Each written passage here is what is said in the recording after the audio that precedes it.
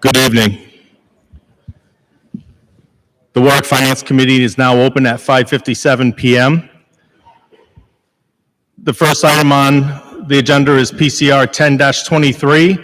I make a motion to move public hearing. Second. I have a motion, I have a second. All in favor? Aye. Thank you. The time is 5:57. The Finance Committee is closed.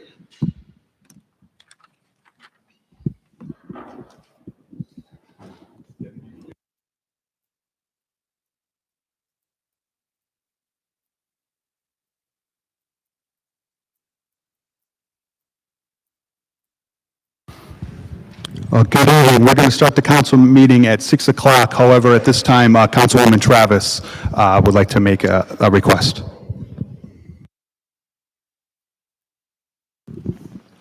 Thank you, Mr. President.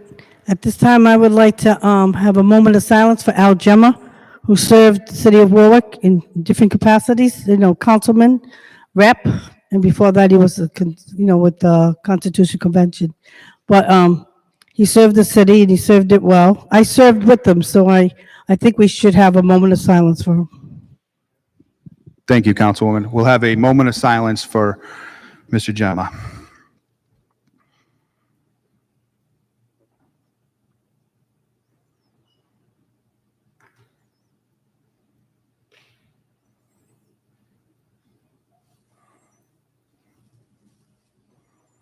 Thank you.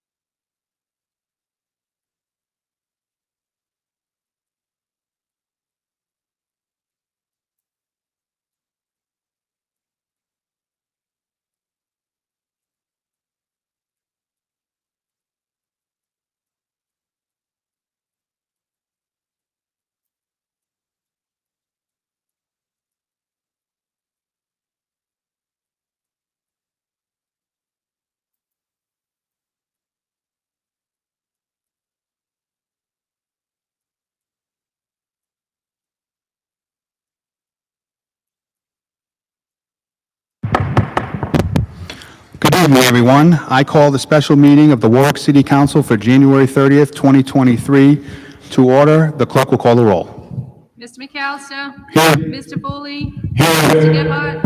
Mr. Howe. Here. Mr. Lattiser. Here. Mr. McElroy. Here. Mr. Ricks. Here. Mr. Snappy. He's on his way. And Ms. Travis. Here. 8 present. Thank you. At this time, I'd like to call on Mr. Morgan to come and lead us in the Pledge of Allegiance. Mr. Morgan here. The Sergeant of Arms will do the mic for you.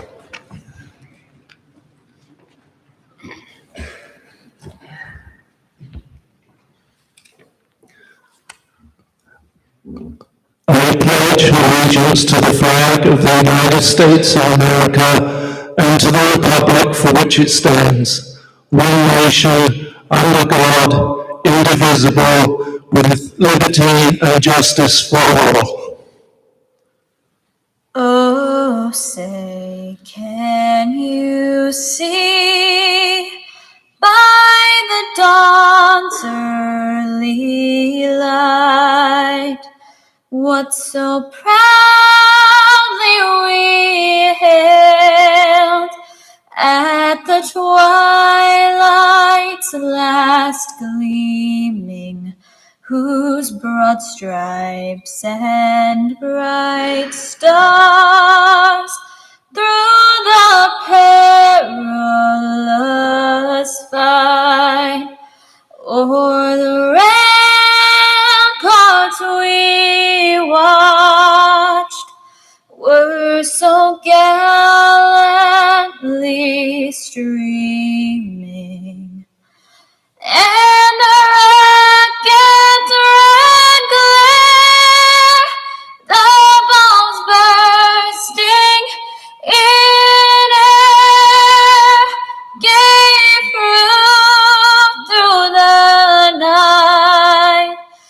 that our flag was still there. Oh, say does that star-spangled banner yet wave o'er the land of the free and the home of the brave.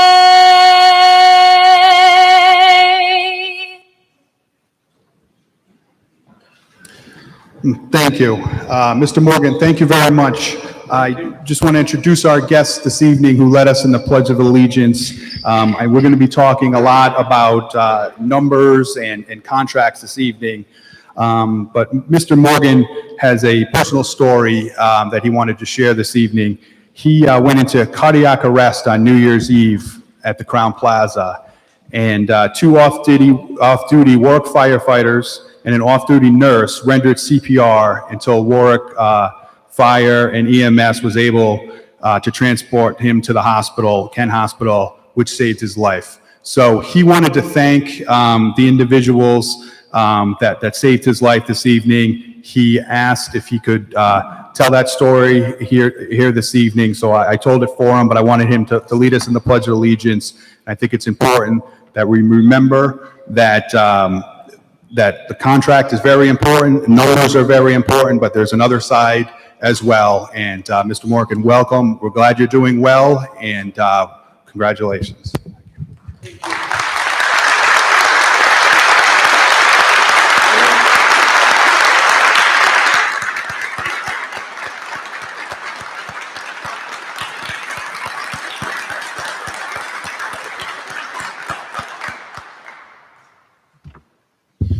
So good evening, everyone. Before us tonight is PCR 10-23, which is a resolution ratifying the collective bargaining agreement between the City of Warwick and the Warwick Firefighters Local 2748.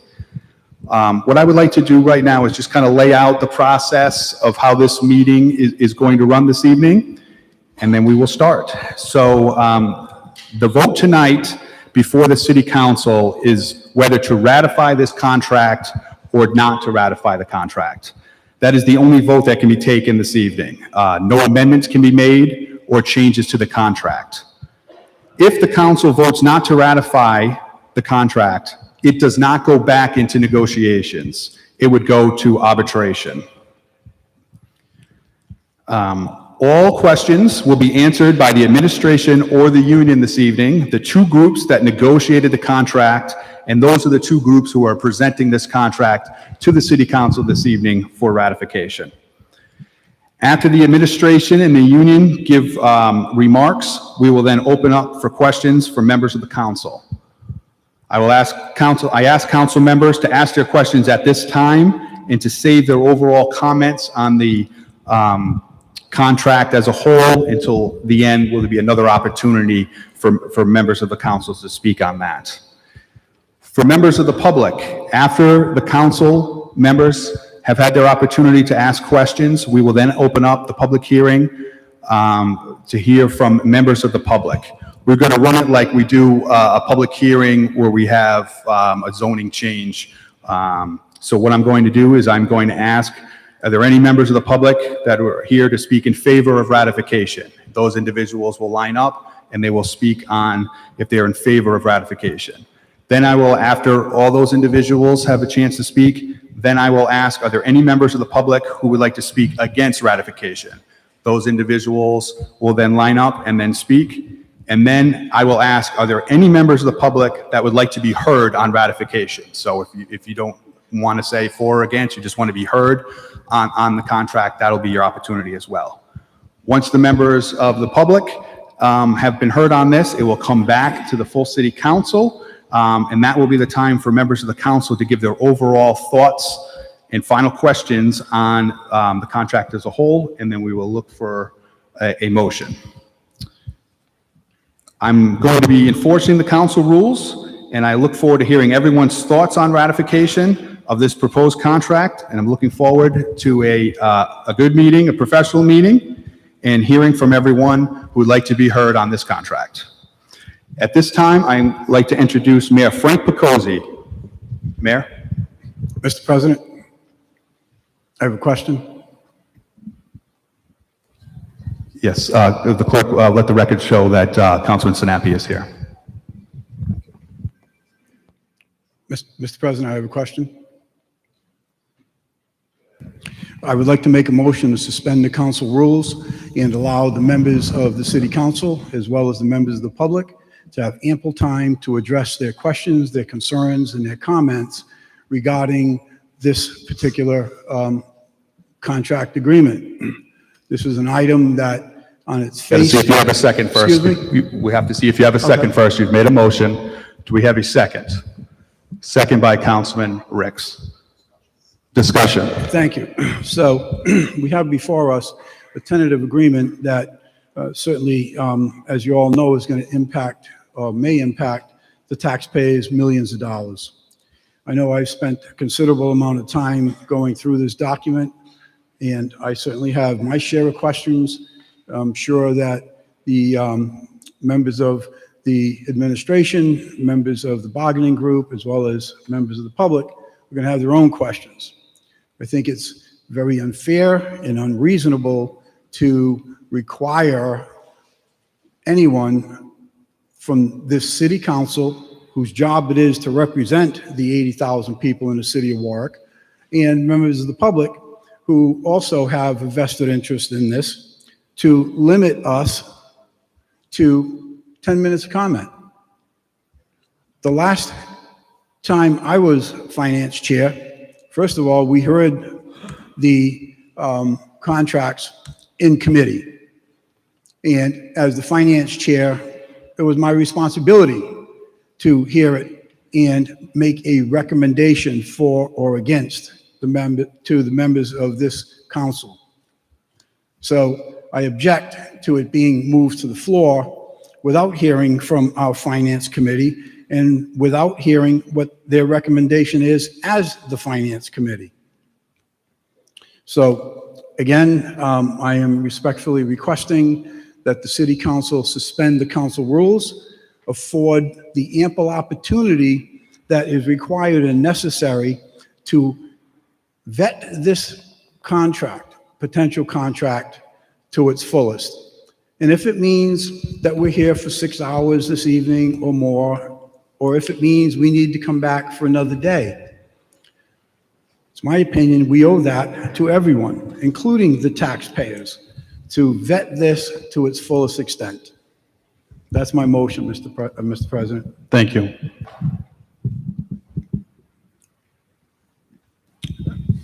Just for clarification, I just wanted to make sure it's just the only rules you're looking to suspend are the two provisions in Rule 17 and Rule 20 that pertain to the 10-minute limit, not the rest of the rules. That's correct. Thank you.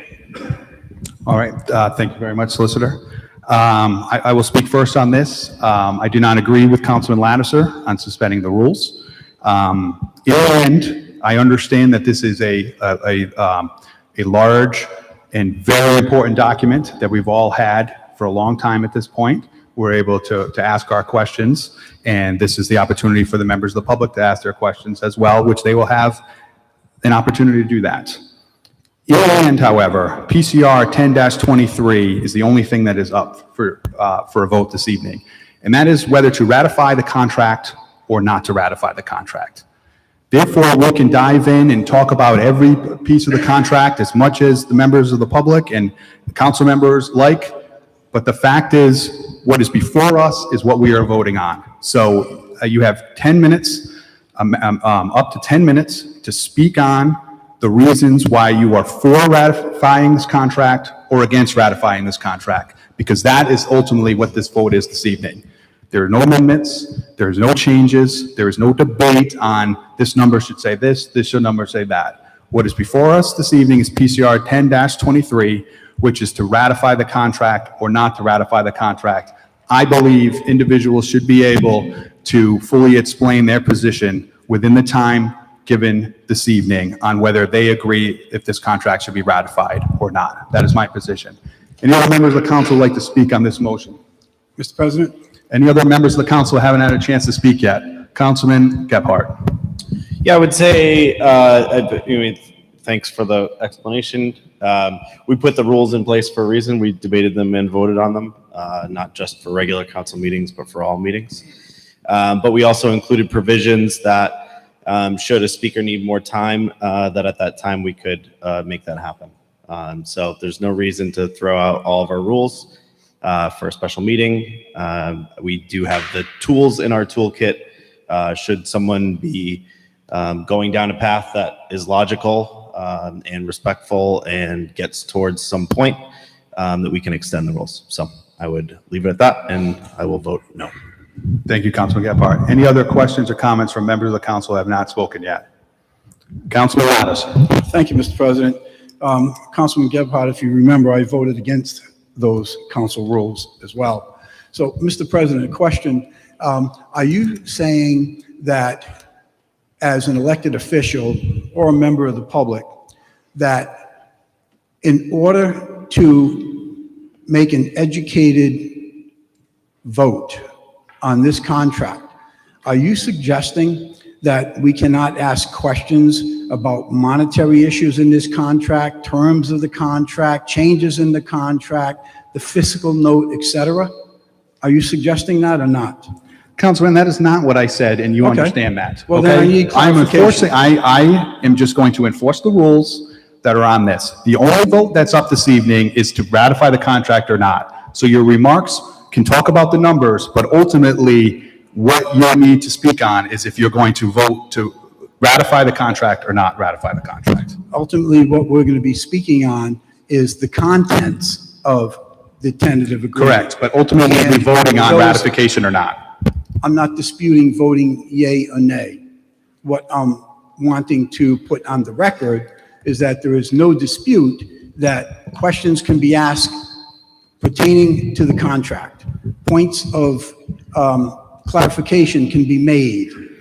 Financial aspects can be stipulated and indicated. Correct? Yes, correct. Thank you. The clerk will call the roll. Favorable action is to suspend the rules, and no vote is to not support Councilman Lattiser's amendment. Ms. McAllister? No. Mr. Foley? No. Mr. Gephardt? Mr. Howe? No. Mr. Lattiser? Yes. Mr. McElroy? No. Mr. Ricks? Yes. Mr. Sinapi? Ms. Travis? No. 2 yes, 7 no, motion fails. Thank you, the motion fails. Once again, we will once again, we are hereby the council rules. At this time, Mayor Picosi. Mr. President, members of the Honorable City Council, good evening. The tentative agreement that you have before you is the result of many hours of meetings and negotiations between the city and the IAFF. My negotiating team consisted of myself, Bruce Kaiser, Chief Peter McMichael, Susan Nahabedian, Michael Ursillo, and Carol Prohl. I received guidance and advice from my colleagues, but every decision was mine. Compromises were made on both sides from the initial proposals. The task before you tonight is to either ratify this contract or to vote against doing so. If you choose the latter, the matter goes straight to arbitration. If that is what this council decides, I will support your decision and begin the process. Presenting this contract tonight will be my negotiating team leader, Director Bruce Kaiser.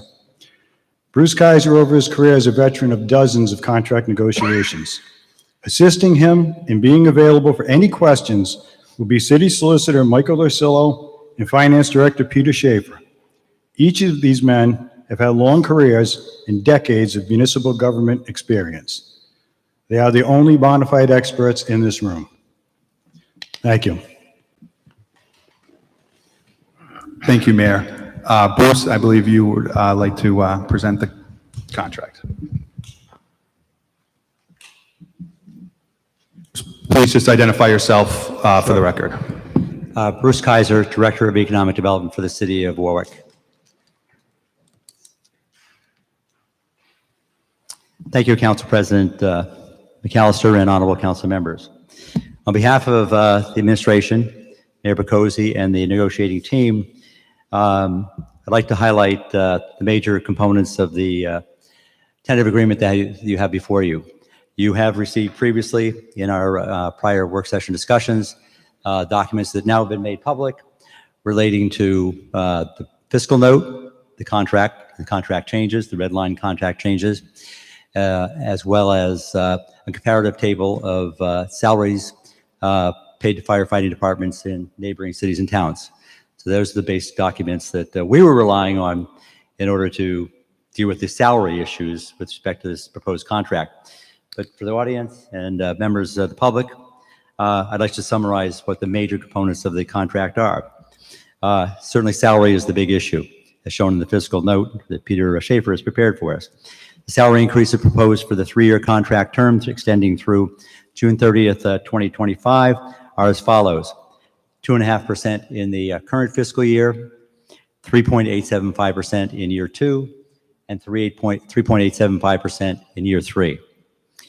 The other major element of this contract, which was a key component of the negotiations and played heavily into our decision to reach agreement on the salary increases that we're proposing to the council tonight.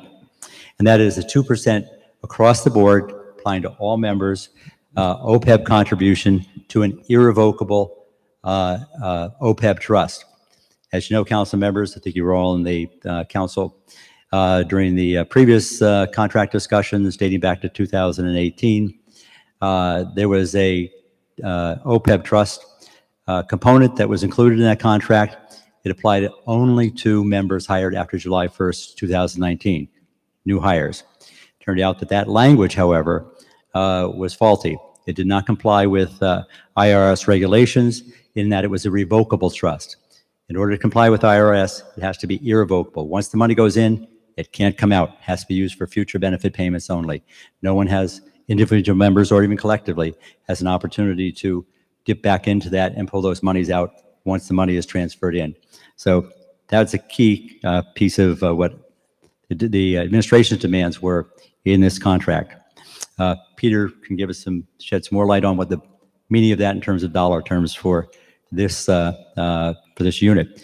I would also note that, as you know, the contract provision would not go into effect until January 1st, 2025, the last fiscal year of this contract, and is also contingent upon getting an agreement, similar agreement, with the police union and the municipal employees union. The municipal employees union, we do have a clause in that contract that's already been approved that addresses discussions about OPEB. They've been, I'll share with you that they have been very favorable towards a 2% contribution on behalf of their members. They see the interest in ensuring that their retiree health benefits are sustainable for the future. So that is the other major leg of this contract. In addition to the rationale of the 2% concession on the part of the union, justifying the wage rates that we're proposing to tonight, we also recognize that we're in a very highly inflationary environment. The CPI last year for calendar year 2022 rose 8%, as we all well know. In the prior year, it was 6.5%. These are certainly anomalies relative to what the CPI has been over the last number of years. We looked at what the salary, the real wage increases have been for the fire union over the course of the last 20 years. Easy to do, you just go on the Bureau of Labor Statistics. There's a CPI calculator, and it, interestingly enough, much to my surprise as well, shows that their real wages have not grown at all in 20 years. It's kept pace with CPI, obviously ups and downs during the course of each of those contract periods, but the wage rates paid in 2002 are the same as in terms of real wages as in 2022. It is a very important point. Obviously, we're not talking about going to 8% or 6.5% in this contract, and I don't think anyone would feel that was affordable or justifiable. Also looked at what private sector wage rates have been in the last year and going forward. Information is available on the federal websites. Private sector workers have received, on average, across the nation, plus 4% wage increases, addressing the issues of, obviously, labor supply and demand, but also what inflation has been. Going forward in 2023, it's expected that the wage rates across the board nationally, again, private sector, is going to be 4.3%. So we're well within the range of what the norms are throughout our society. We provided you with the salaries paid in other communities. Warwick, a top step firefighter, is among the top of the other communities that we compared them to. Cranston, all in the metro area. Cranston, Johnston, North Providence, East Providence, Providence, etc. Slightly ahead of Cranston, a little bit further ahead of East Providence, and a little bit more of a gap with the other communities. However, and you saw this in the table that we provided to you, another key component of compensation is the other post-retirement benefits. In this case, pensions. Our ARC, annual required contribution on behalf of the city, is 29% on the city side, and given the 2/3, 1/3 requirement under the pension ordinance, the firefighters pay 1/3. So they're paying 14.7 in the current fiscal year, 14.71%. In other communities, those percentages are much less, as shown on that table. Conversely, the cities are paying substantially more than the 29% that the city is paying on behalf of the pension plan in Warwick, given the pension distribution of 2/3, 1/3. So I think that's key to keep in mind when we think about the overall, or the straight wage differential being, Warwick being at the top in straight wage, but after pension contributions, we fall back to number 3 spot, actually, as it turns out. You can see that in the table. So that weighed into our thinking as well. Other elements of the agreement that we are proposing, there's this prescription drug cap increase. Presently, the members are limited to $300 for individuals, $600 for families in the out-of-pocket costs for health for prescriptions during the course of the year. We reached agreement where that would increase to $400 for the individual and $800 for the family, incrementally moving this up, given the rising cost of prescriptions. Members may also elect to have cancer screening every 2 years. The union brought forward, and they can speak to this if the question comes up, as to what the merits of that are, given the exposure to the chemicals and hazardous materials that are part of their normal course of business. We felt it was worthwhile. It's a 30, as Peter Schaefer's fiscal note indicates, it's a $36,000 cost every 2 years. So $18,000 a year, on average. And that's if every member, all 200 plus members, took advantage of it. We don't know whether they will or not, but that would be the maximum cost for that particular benefit. The annual clothing allowance has been increased from $1,000 per year to $1,050 a year. I checked with Chief McMichael, that was last changed in 2019, previously changed in 2015. So it has been going up, again, sort of pace of inflation. Department-wide education program expenses increasing from $20,000 to $25,000, a $5,000 potential annual budget impact. That had not been increased in 20 years. Similarly, attendance to the National Fire Academy increasing for reimbursement to members who participate in the National Fire Academy, increasing from $1,000 to $1,500 for participation as reimbursable expense. That had also not changed in 20 years. The fire union asked, given the back and forth in negotiations and compromise we're reaching, asked to limit health care premium copays on the part of members to 5% per year. We haven't seen anything plus 5% in a number of years. Obviously, we are in a high inflationary environment.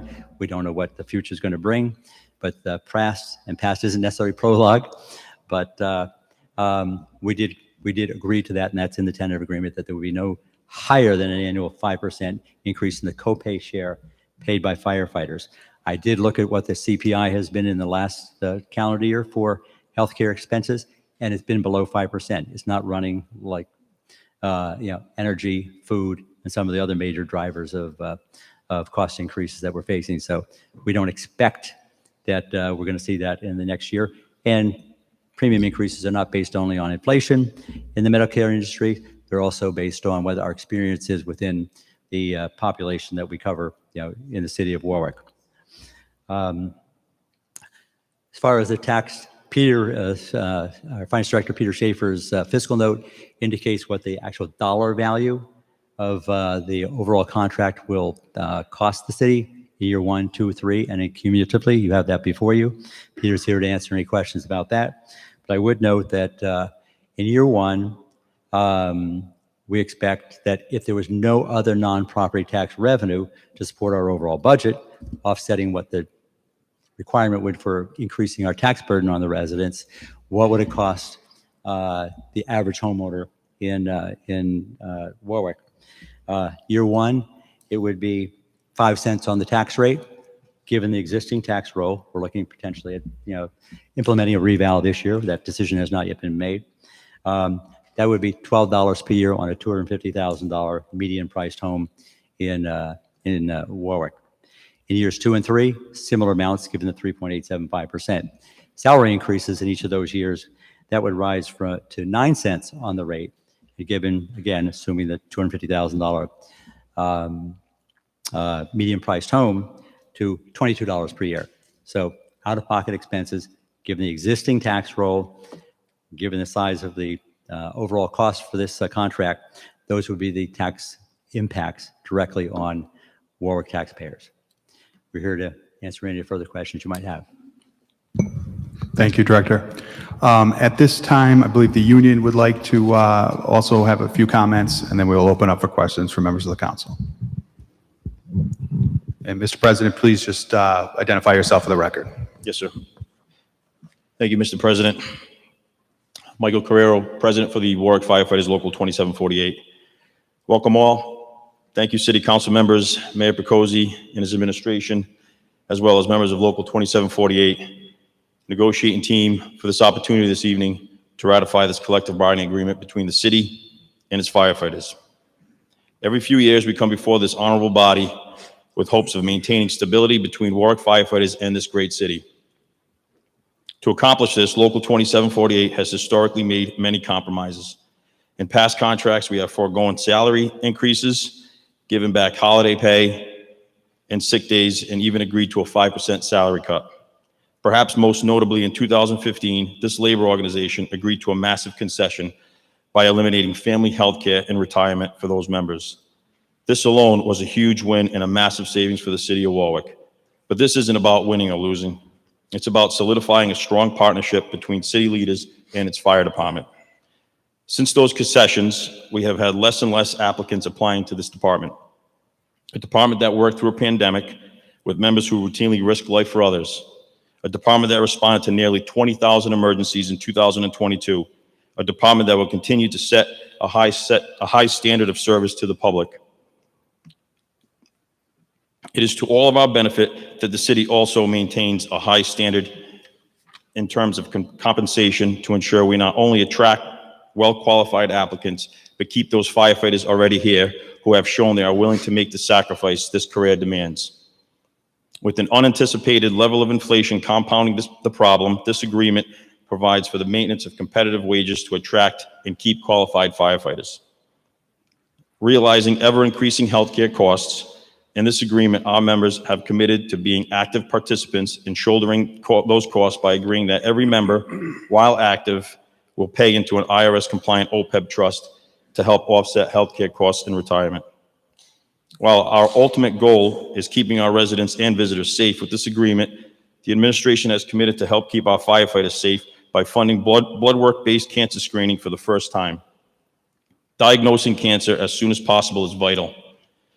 With firefighters having a 14% higher risk of dying from cancer, this provision within the collective bargaining agreement is particularly close to the hearts of our members and their families. Concessions made by us in this agreement will also provide for a more efficient and effective fire prevention division, which will make it easier and more attractive for businesses to come to Warwick and flourish. These are just a few examples of the level of cooperation contained with this agreement, which was negotiated in an unprecedented fashion with the true focus on cooperation and shared purpose. During these meetings, we had deep conversation addressing these issues and were able to prepare a tentative agreement neither side is completely content with, but represents fair compromise by both parties. With this passage tonight, we look forward to not only maintaining, but increasing the harmonious relationship between the city and this union. I appreciate Mayor Picozzi and his administration for their fair negotiation and ask this honorable city council to approve this agreement. Thank you.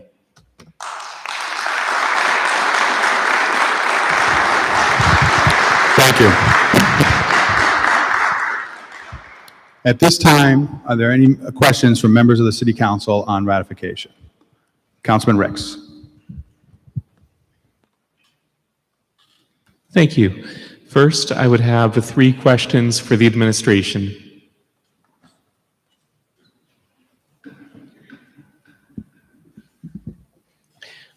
Thank you. Similar to the questions that I sent in advance to the union representative, I also sent some questions in advance to the administration. I just think that it's important for the public to have these questions on the record, and for me to ask these questions in order to help to explain my vote later this evening.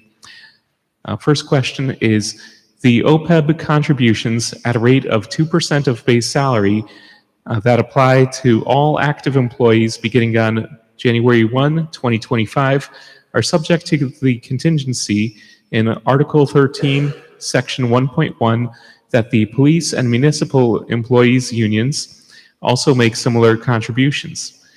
The city is going to make that a priority in negotiations with these collective bargaining units and negotiate with them in good faith to ensure that all 3 groups would make those contributions starting on January 1, 2025? Yes, Councilman Ricks, and as I indicated, these discussions were held with the municipal union during the last contract negotiations. You ratified the contract last year. They indicated a willingness to discuss the OPEB, set up a committee of between the administration and the union executive board. Those discussions have centered on 2% as the willingness of the union to contribute. We have not yet had similar conversations yet with the police. Thank you. My next question is, the city believes that all of the CBUs will negotiate in good faith, and the city will also negotiate in good faith with all of the CBUs. There is no, there is no reason to believe that any group would negotiate in bad faith to try to block the OPEB funding through the contingency, and hypothetically, the city would have recourse if there were any negotiations conducted in bad faith?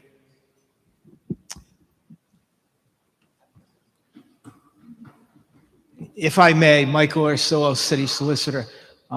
Councilor Ricks, so all negotiations will certainly be in good faith, but there would not be legal recourse with regard to this if a union took the position that it did not want to negotiate. It may very well have to wait until the present CBA or collective bargaining agreement has come to an end. However, having said that, as Mr. Kaiser has already mentioned, the one union is already, in fact, we left it open in their contract. One union is already set to begin negotiating with us on OPEB. And I have found in my dealings with the police union that they always negotiate in good faith. And I would just add that those 2 other contracts expire in June 30th, 24. So that's how we arrived at the January 1, 25 effective date.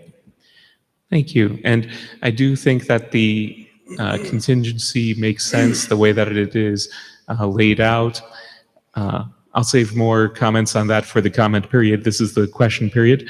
My last question for the administration is, this contract, if ratified, is something that the city can live with financially over the term of the contract, and this shouldn't prevent the city from being able to begin issuing bonds for the new high schools or meet other obligations during the term of the contract, right? Short answer, yes. But I can have Finance Director Peter Schaefer elaborate on that.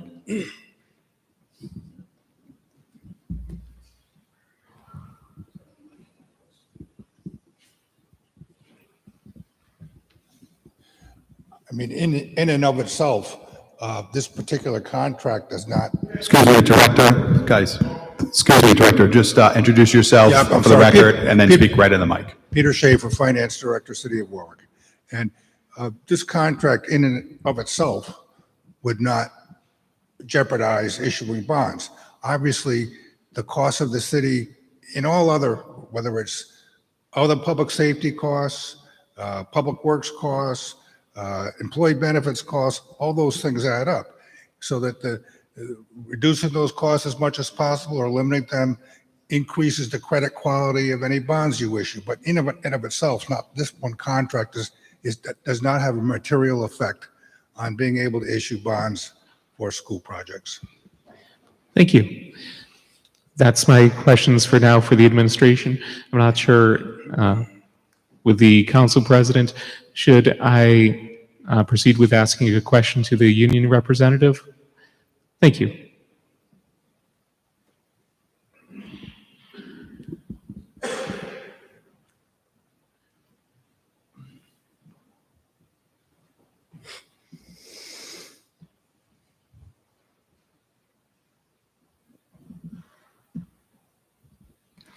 Thank you. My question is, and I know that I also sent this one in advance,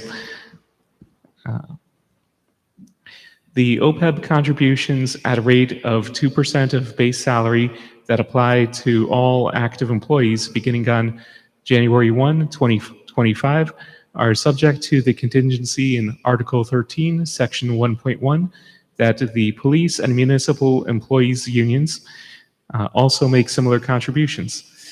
Is there any reason to have any hesitation about whether they would be willing to agree to that, assuming, of course, that the city makes that a priority and negotiates with those unions in good faith?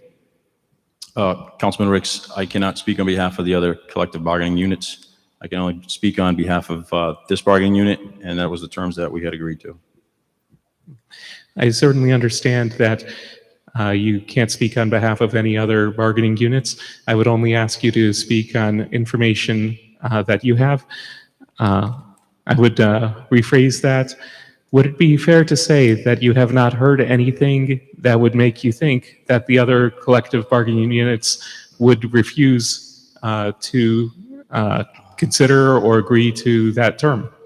Again, Mr. Ricks, I am only, I can't speak on behalf of what the other bargaining units think or they're going to agree to. I'm only going to speak on behalf of what we agree to. But you yourself have no knowledge that one way or the other that they would refuse or not refuse? Mr. Ricks, again, I am not going to speak on any other collective bargaining units.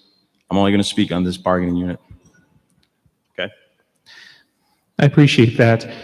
So really, I'm just asking about your own knowledge because I would look at this as something of a metaphor. If we were to make a friendly wager on, say, the Super Bowl game coming up, then I would presume that we're just making that based on the public knowledge and that neither one of us is going to try to, nobody is going to try to influence the outcome of the game. Nobody has knowledge that isn't generally available. So generally speaking, neither of us are directly involved in those negotiations with the collective bargaining units. And it's fair to say that neither of us has knowledge one way or the other if those other unions would consider that contingency, that contribution rate to be on the table or off the table? I can only speak on behalf of what's in the tentative agreement between our negotiating team and Mayor Pico's negotiating team. So it's fair to say that you have no knowledge of whether or not they may or may not agree to that term? Councilman Ricks, again, I can't speak on behalf of the other collective bargaining units, just on our bargaining unit. So I don't know any knowledge of any other collective bargaining unit. So sorry, I can't answer that question. The second to last item that you said that you have no knowledge, that's enough for me. Thank you. All right. Any other council members have any questions at this time? Councilman Lattiser. Thank you, Mr. President. I guess this question would be directed to Director Kaiser.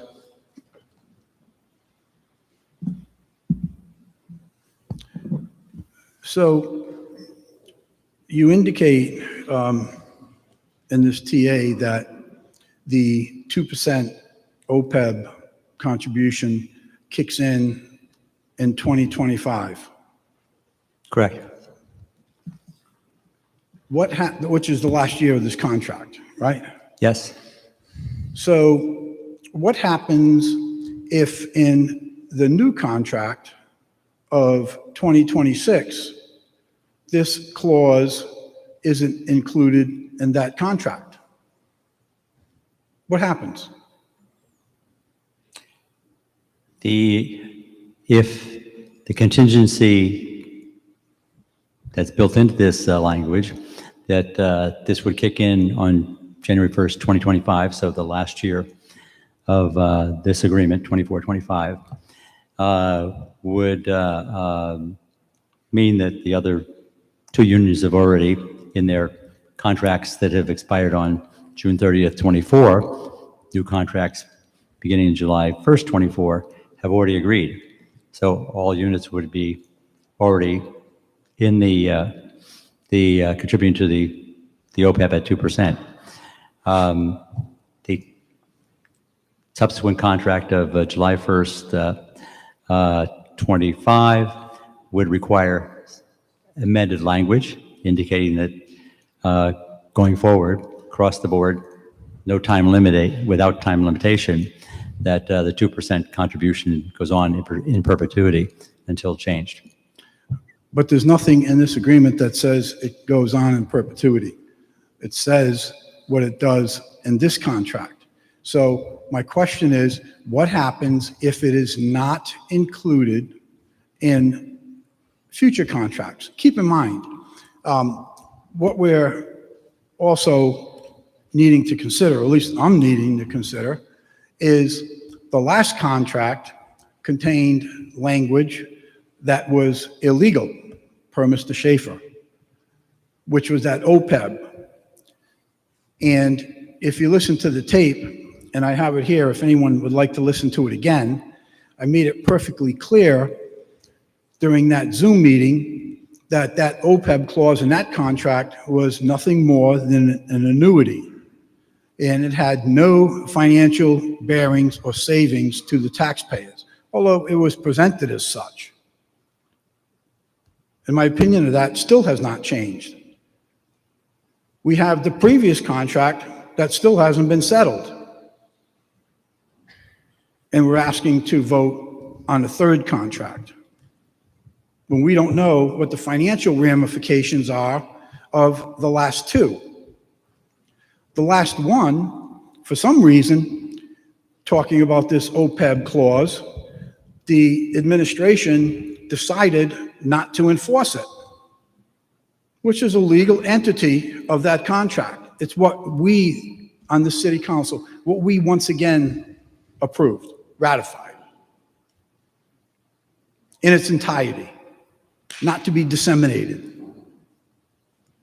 But what occurred was Once it was determined, and I never did get a date as to when that was discovered, once it was determined that that clause was illegal, the administration decided not to enforce that part of the contract. And we don't know if any monies were ever taken out. As a matter of fact, we didn't even know that wasn't enforced until, at least I didn't know, until a couple of weeks ago. That part of the contract was not enforced. So that begs the question, why wasn't that brought back to us? Why wasn't that contract brought back to us for reconsideration? The contract was altered.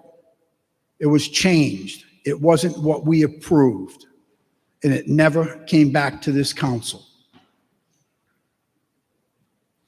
Now we're being asked to vote on a third contract. I'm putting that out there because this is something that I don't know if my colleagues are aware of.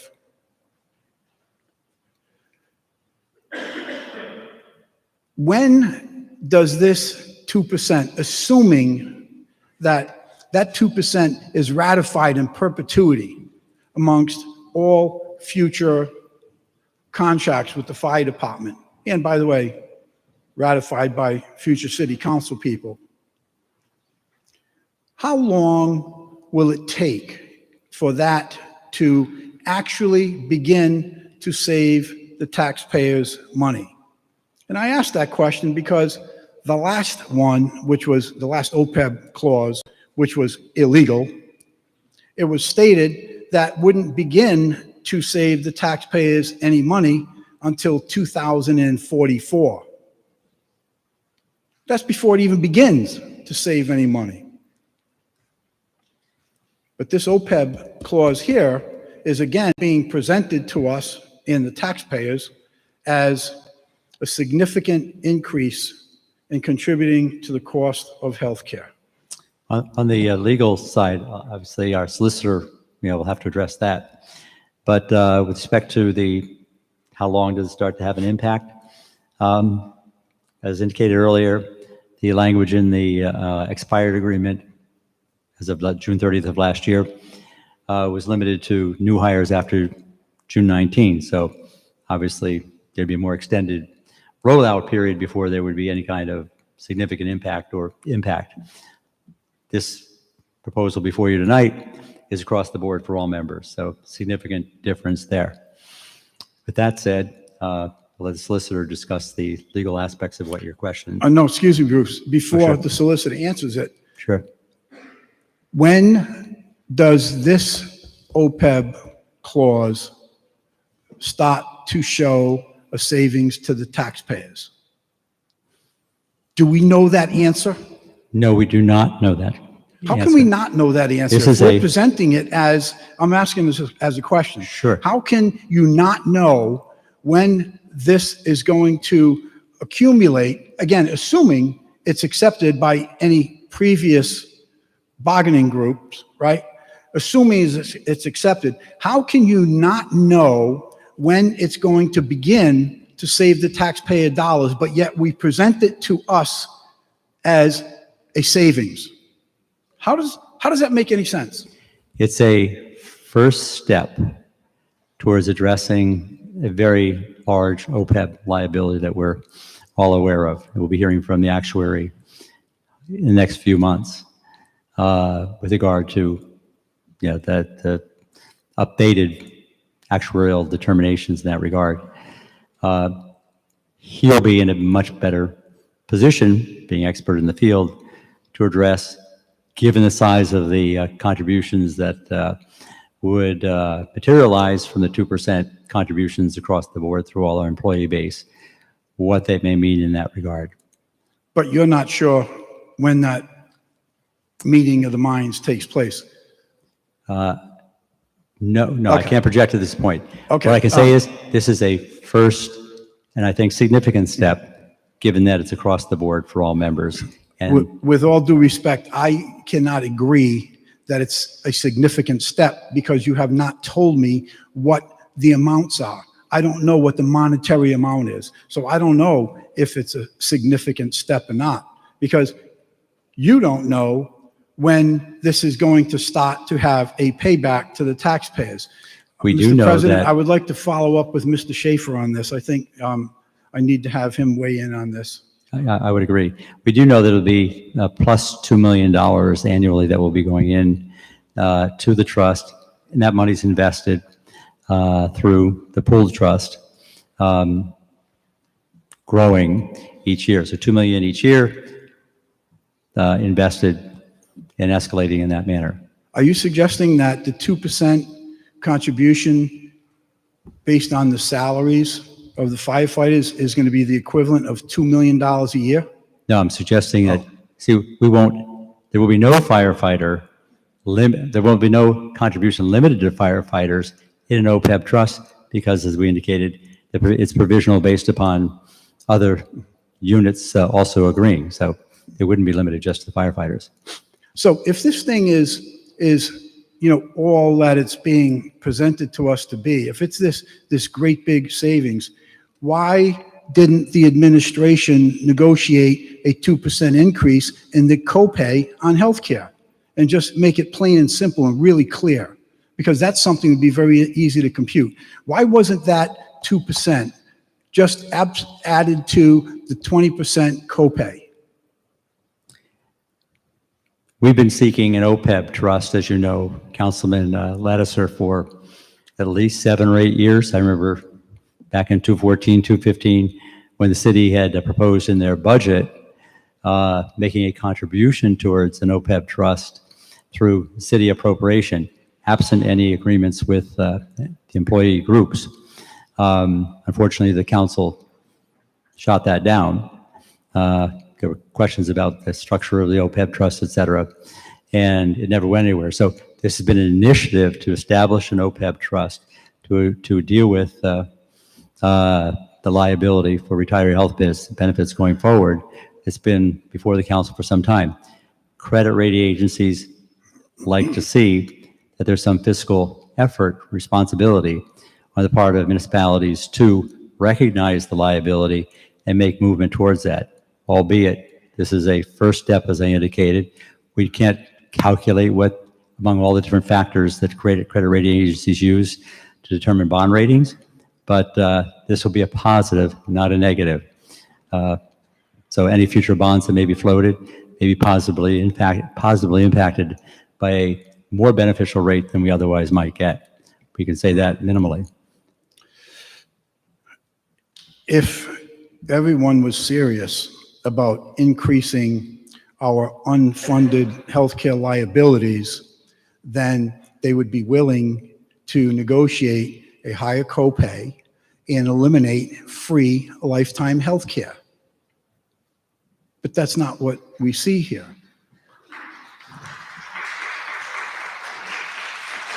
Without going into specifics, administration appreciates what you're saying. Certainly, this has been a discussion that's been ongoing for a number of years, just given the size of the retiree health benefit costs that the community is facing, and not only Warwick, but other communities as well.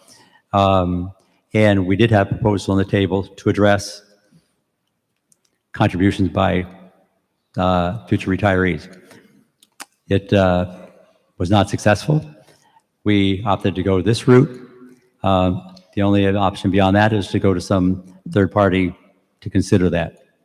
And perhaps the day has come that that's what needs to be done.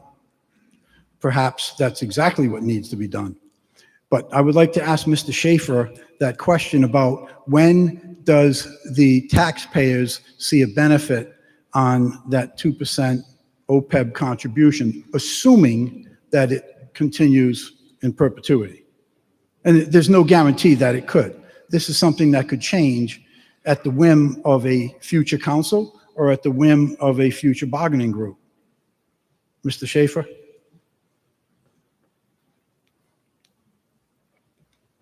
Do I need to sign in again?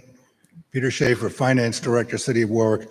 You recall 2 years ago, for the first time, we appropriated money to the OPEB trust, $250,000, and some councilors thought that was too small an amount. This is an enormous problem for the city.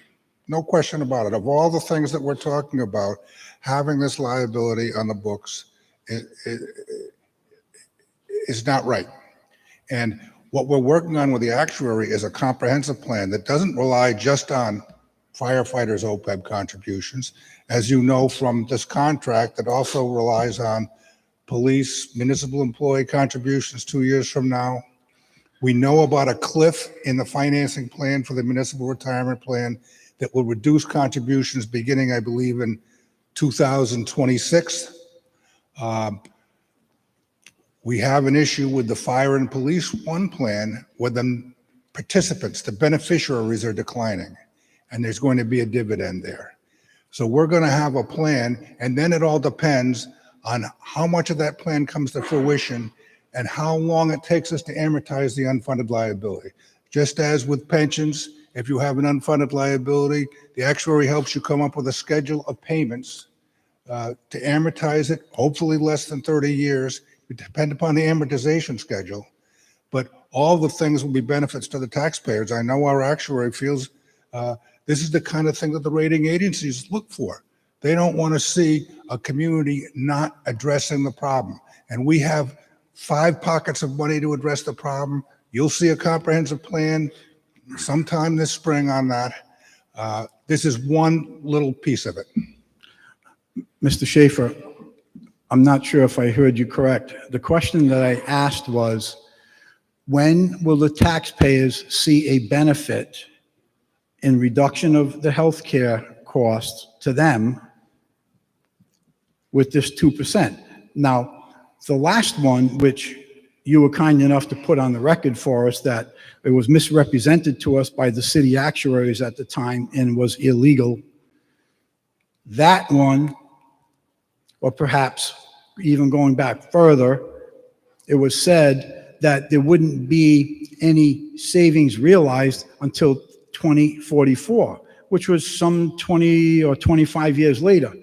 I think I just heard you say that in 2 years, the taxpayers are going to start seeing a savings on healthcare because of this 2% OPEB. Well, how does that work? If you see the fiscal note, we're estimating that this would generate $182,000 for the OPEB trust. And if you're depositing $182,000 in the OPEB trust, then that's $182,000 that you're not having to use city appropriations for. So yes, beginning in July 1, that's a bite at the apple of eliminating the OPEB trust. And it's a cost that we should be paying every year out of appropriations, and we're going to have to get there over a period of years. I'm glad you mentioned that number of 182,000. Perhaps I don't understand your fiscal note here, and if I'm misunderstanding it, I'd appreciate you clarifying it. My understanding is this OPEB contribution is 2%, correct? Yes. So can you explain to us how you have on item number 6 of your fiscal note, why you have $182,057? That's a deduction from the cost in that year of the contract, because otherwise we would have to, if we file a GASB guidance, which is amortizing unfunded liability, that's the amount that we would have to pay out of appropriations, which we're not going to have to pay out of appropriations because the active firefighters are going to be paying that money. So You have 1 minute, Councilman. this kicks in 2025, right? January 1, 2025, so it's half a year. So right now, so that is only, is that 182,000, that's only for half a year? Yes.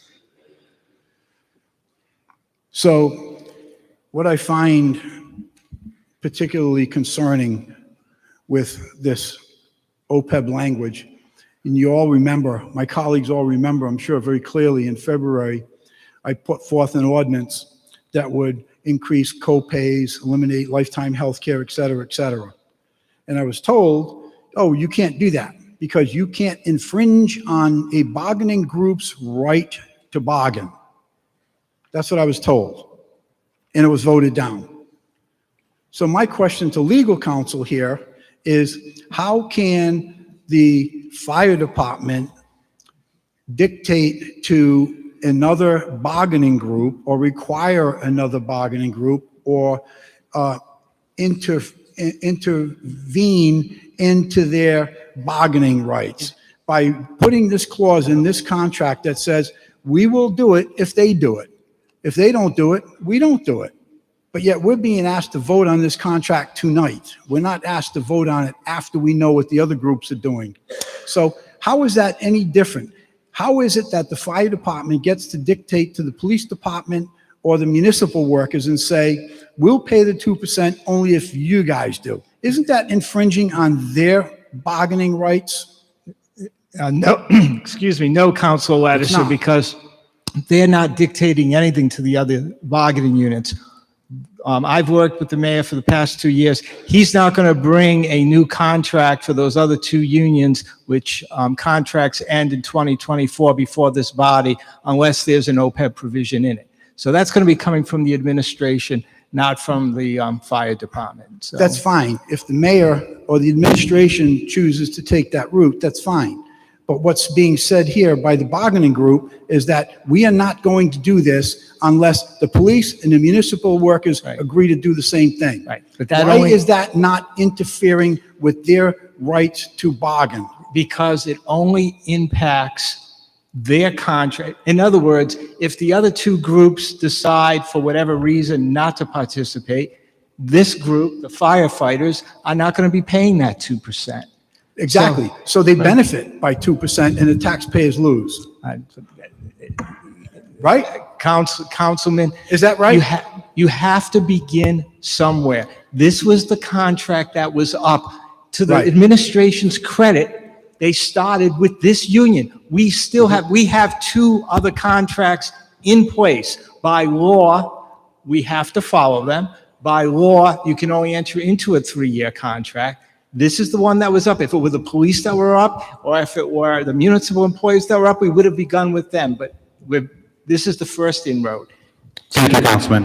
Any other members of the council have anything, questions at this time for members of the administration of the union? Councilman Gephardt. Thank you. I think Bruce, maybe Director Kaiser. Thanks for the explanations and for all the information you provided us over the last few months. So I had a question about this provision, if the other bargaining units also agree. So obviously you've included timing for when the deductions would start from fire in this particular agreement. And I see that, so let me give you the hypothetical. So municipal comes or fire comes and they say, yes, we will agree to the 2%, but we want it in the third year of our contract also, just like the fire bargaining unit has. I can't see in the language here anywhere that would prevent the city starting to take the deductions in 2025 as is spelled out here, but is that the correct interpretation? So even if one of the other bargaining units agreed to the provision, but with a date offset, we would still be collecting on day one? That's my understanding, but I'm going to let the legal person answer that question. The mayor would not come to the city council with that type of provision. It would all have to begin at the same time. That is what we will be bargaining for when we get to those next contracts. That's the mayor's intent.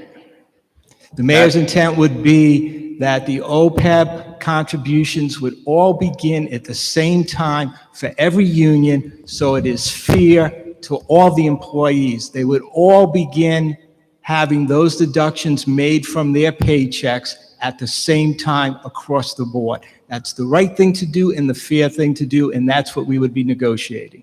No, Mr. Silla, I agree with the intent. I think my question is from a legal, contractual perspective, if that intent were not met, and there was some delay in the others, yet they agreed to it, would we still be on solid footing? I think we would not for this reason, Councilman. We entered into good faith negotiations, and those good faith negotiations, the expectation was and is, if you ratify this contract this evening, that all employees would begin making their OPEB contributions at the same time. That was the understanding across the table. My opinion would be we'd probably be in arbitration over that if that were to happen. Okay. Thank you. Second question, if the other units agreed, and we didn't have this delay and everyone agreed, can you just walk me through what are the actual mechanics of starting to take out the deductions? Is there any other approvals that needs to happen, or would it just on January 1st, 2025, it would just happen? That's the answer. Okay. Thank you. I just have one question for the union president.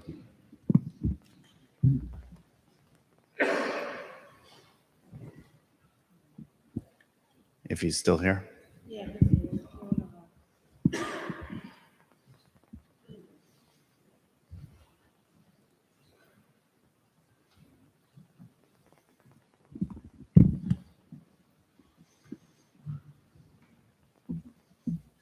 Good evening. Hi. Good evening, Councilman. Thank you for coming. Thanks for your explanation at the beginning. Very helpful. Appreciate it. And all the information you provided. I just had one follow-up question to Councilman Ricks's question because I was not satisfied with your answer. Okay. So I think Councilman Ricks's question was, to your knowledge, do you have knowledge that anyone of the other bargaining units intends to not allow that provision? Unfortunately, Do Councilman, you have knowledge? I'm not asking you to speak about anyone else, just your knowledge. Unfortunately, Mr. Councilman, I do not have knowledge on other collective bargaining units and what their proposals are going to be in the negotiating process. So that's a no, you do not have knowledge. I do not have any knowledge of any other collective bargaining units proposing their proposals or their negotiations. I only have what Local 2748 proposals and negotiations are. Thank you. All right.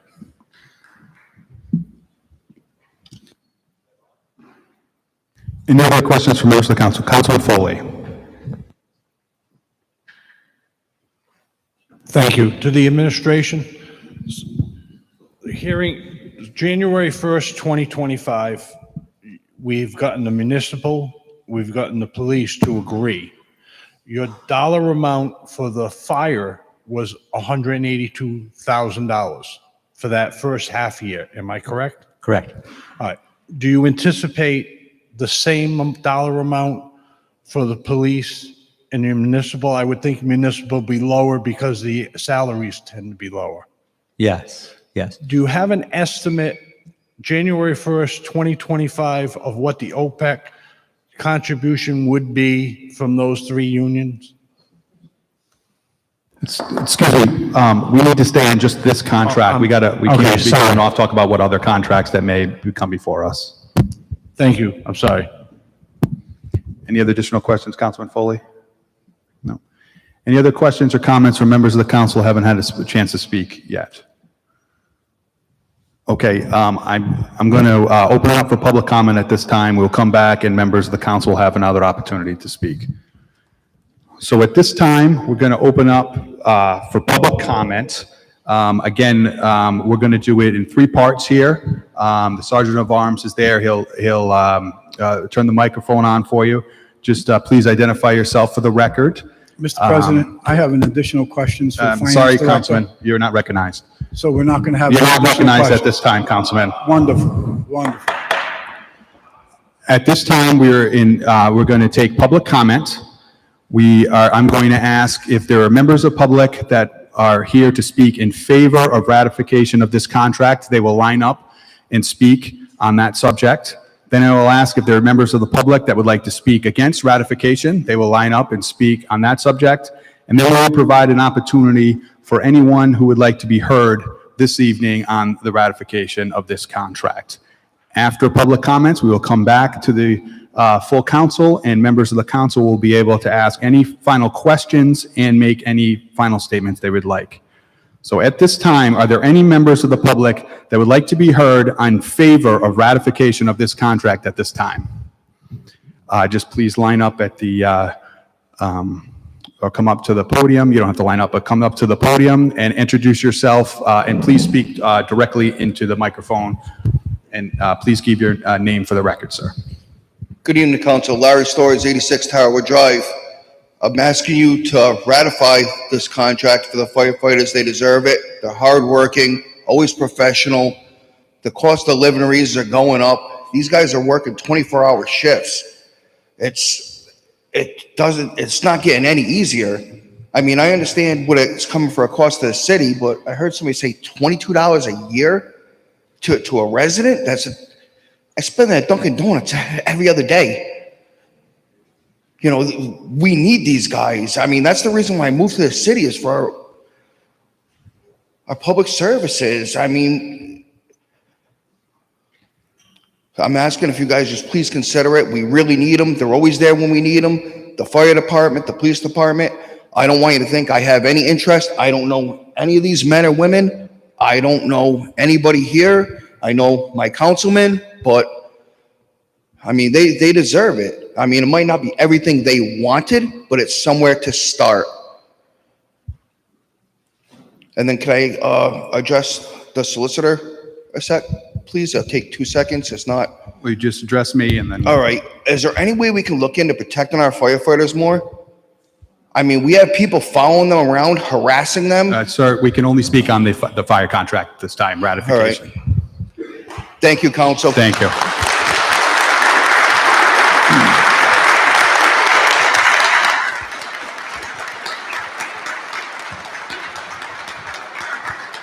Are there any other members of the public that would like to speak in favor of ratification at this time? Are there any other members of the public that would like to speak in favor of ratification at this time? Are there any members of the public that would like to speak in ratification in favor at this time? Okay. Are there any members of the public that would like to speak against ratification?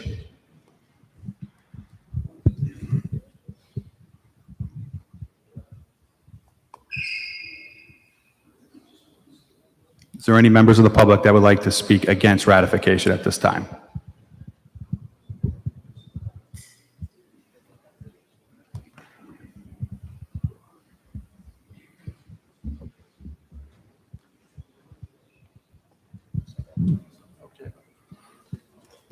Go ahead, sir, and please just identify yourself for the record. Sure. I was going to speak just in general about it since nobody else got up. Patrick Maloney, 11 Dawson Avenue. How long do I have? 10 full minutes? Up to 10 minutes, yes, sir. Thank you. I appreciate that. First of all, Pat, did you get my name? Yeah, okay. First of all, I want to thank the firefighters. You went to my house twice during the time that my wife was sick. My wife had dementia, and you came and you took care of her and you took care of our family, and I do appreciate that.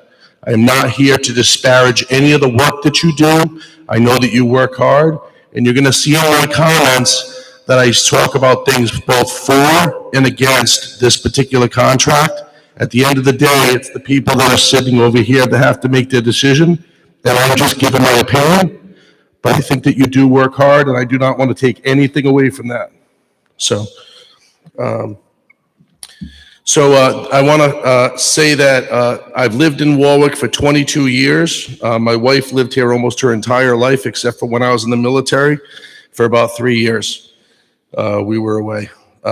So in addition to helping my wife, I have 3 children. And regarding the contract and increases that may happen to the taxpayers, not taking into consideration any concessions, I've told my kids, my oldest is 24, my next one's 21, and my next one's 18. Every year I tell them to leave Warwick, and every year I tell them to leave Rhode Island. And I think it's a real shame that we educate these children and then we tell them to leave, because they're our greatest resource. So I just see things going in one direction. So over the, so I looked at I heard the numbers that the city presented. I don't know the exact number, so I'm going to say approximately there's a 9 to 10% increase over 3 years. 8 to 10%. I don't know the exact number, but I'm also a small business owner in Warwick, in addition to living here, and I will tell you that in 2008, we went into recession. It took us years to get out of the recession. We finally got out of the recession, and then we had 2 years of COVID, which decimated businesses here in Warwick. And now we're talking about going back into a recession, and as the administration said, we're having historic inflation. So with the $350 million that went into a vote for schools, I think that we need to be very, very careful about additional increases for any contract, and not just the firefighters. I know that you can't speak to any other unions having an increase in contract, but as a taxpayer, I can. And I know that you have these other contracts coming up. I was on the school committee in Warwick. I will tell you that I negotiated a contract or two with the teachers union, and it was extremely difficult. And there were times that we did talk about having to go to arbitration. And typically you don't want to do that, but it is not a bad thing to have an outside person come in and say to both sides, both the city side and the fire side, city, this is what's fair to you. Firefighters, this is what's fair to you. And it takes a very courageous person to say, okay, we weren't able to get it done. Let's go to arbitration. Okay, it's very hard on both sides because the union is fighting to make sure that the firefighters gets what's fair to them. And every single one of them believes that, they work hard, and they do. And as any individual who works hard deserves a raise. That goes without saying. But the way that the city is right now, prior to this contract, we had 2 years of COVID. The state got a ton of money for COVID. Governor McKee gave a bonus to state employees who got, I think it was because they got the COVID shot. He gave that to them. So I want to say, if we are going to ratify this contract and give the firefighters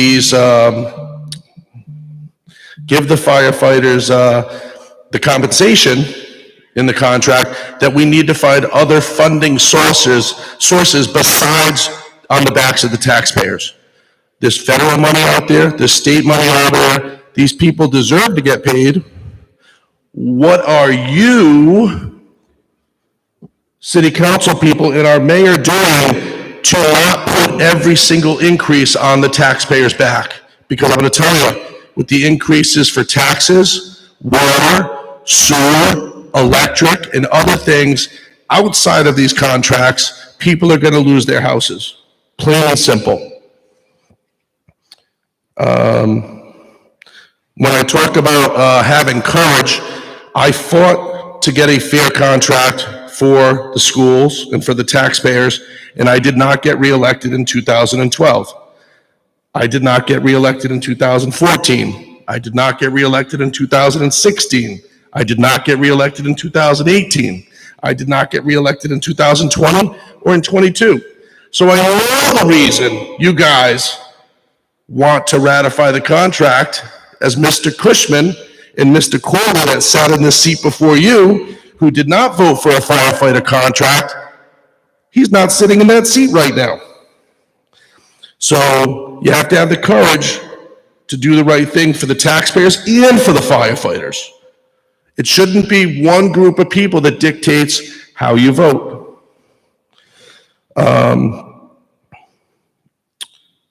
If we are going to give our firefighters additional salary, then we should be looking for grants for equipment that they need. We should be looking for grants for repairs to the buildings that they need. That's a simple solution. And I'll tell you, I was on the school committee. We found grants for things. I'm not saying that they don't deserve it, but I'm saying use your imagination and make things happen so that it's not just on the taxpayer's back. It's appropriate to do that. Regarding families leaving, there was a comment before the last election by Mayor Picozzi, and I'm paraphrasing here, that some people would lose their homes. He said, quote, "We have to make sure the cost of the bond," and that's regarding the school bond, "doesn't force residents out of the city," Picozzi said Tuesday when asked about the remark. I say we need to make sure every contract doesn't force residents out of the city too. Because when people leave here, they stop paying taxes. And when people leave here because they tell people they can't afford to live here, it's not going to make the people who move in confident to come here. Now I'll just add this. Well, I've got a couple of things. The life expectancy for firefighters is 10 years less than the average person. So I believe that they should be compensated when they're here with us. They give their lives to this profession. They give their lives to the people of Warwick. It is appreciated. And so that's one reason why they want to fight so hard to get for what they need for themselves and for the protection of their family.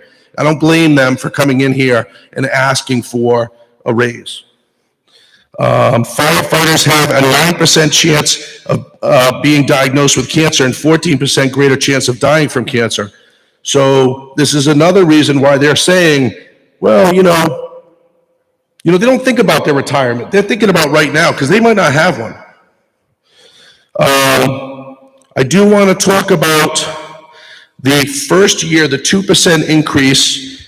That 2% increase, that raise equals $411,000. You have 1 minute, Mr. Maloney. Thank you. I'm finishing up. That 2% increase equals $411,000. This will allow the firefighters to pay back the memorandum overpayment that was in September of 21. There was an overpayment of $385,000. I don't know if during discussions the council said, we overpaid you $385,000. We're going to give you a $411,000 raise. You guys are taking them to court. Would they say, hey, because you gave us this $411,000 raise, we're going to forgo taking you to court, which will save the Warwick City lawyers' fees, court fees, and everything else. So I don't know if you worked that out, but if you don't ratify this and it goes before someone to arbitrate, thank you, then maybe that's something you can work out. But there should be fair things for the firefighters. There should be fair things for the taxpayers. Thank you. Next speaker, please. Just please identify yourself for the record. Take my glasses off so I can see. I'm Barry Cook, president of the Warwick Taxpayers Association and a resident of Warwick for the last nearly 20 years. I represent taxpayers who are very concerned about the spending taking place in the city. The ratification process, as I understand it, was enacted when Joe Solomon was the councilman, because it was felt at that time the taxpayers didn't have a lot to say about the ratification of contracts. So tonight, there will be people following after me who wish to voice their concerns and problems that they see with the contract. So in that regard, I wish to inform you that members of our association and taxpayers have many questions in areas of the contract. Some of those areas and concerns are, and they center around 3 areas of the contract: the negotiations that took place, the costs associated with the contract, and various parts of the language in the contract. First, costs. The 10+% raises over 3 years. That's a lot of money over 3 years. I understand everybody has to get a raise. I'm retired. I'm on Social Security. I'm still working. And the reason that I'm still working is I need additional income to help my grandchildren. So I'm still working. Every time there's an increase in the tax rate, the water bill, the gas bill, it means I have to keep working. At 75, I don't know how much longer I can keep working, but I'm forced to keep working because of these obligations that are on my shoulders as a taxpayer. Now, I'm not a numbers guy anymore. I used to be. I'm not anymore. There are some questions. Following with the conversation of costs, it's my understanding that the fiscal note, which has been discussed already back and forth, as I understand it, the fiscal note is not a complete financial picture of the cost of the contracts. So I'm sure someone in the audience following me will ask about that. We had an article in the Beacon and referred to the RIPEC report. In the RIPEC report, it said that the most recent understanding of the contract and cost of the city, the average pay for a Warwick firefighter is $95,000 plus. It's the highest in the state. It's 24% greater than the median compensation of $73,000 roughly, and nearly 30% higher than the cost for Providence firefighters. I don't expect an answer, but someone's going to ask that question. Why is that the case? Per capita cost of $641 to provide Warwick Fire Services versus the median per capita cost of $421. Warwick is nearly 50% higher than the median state average. Again, I'm not asking the question, but someone's going to ask you why. Uncontrollable overtime. We could go on and on about that, but I'm not going to. 36.5% of our entire city side of the budget.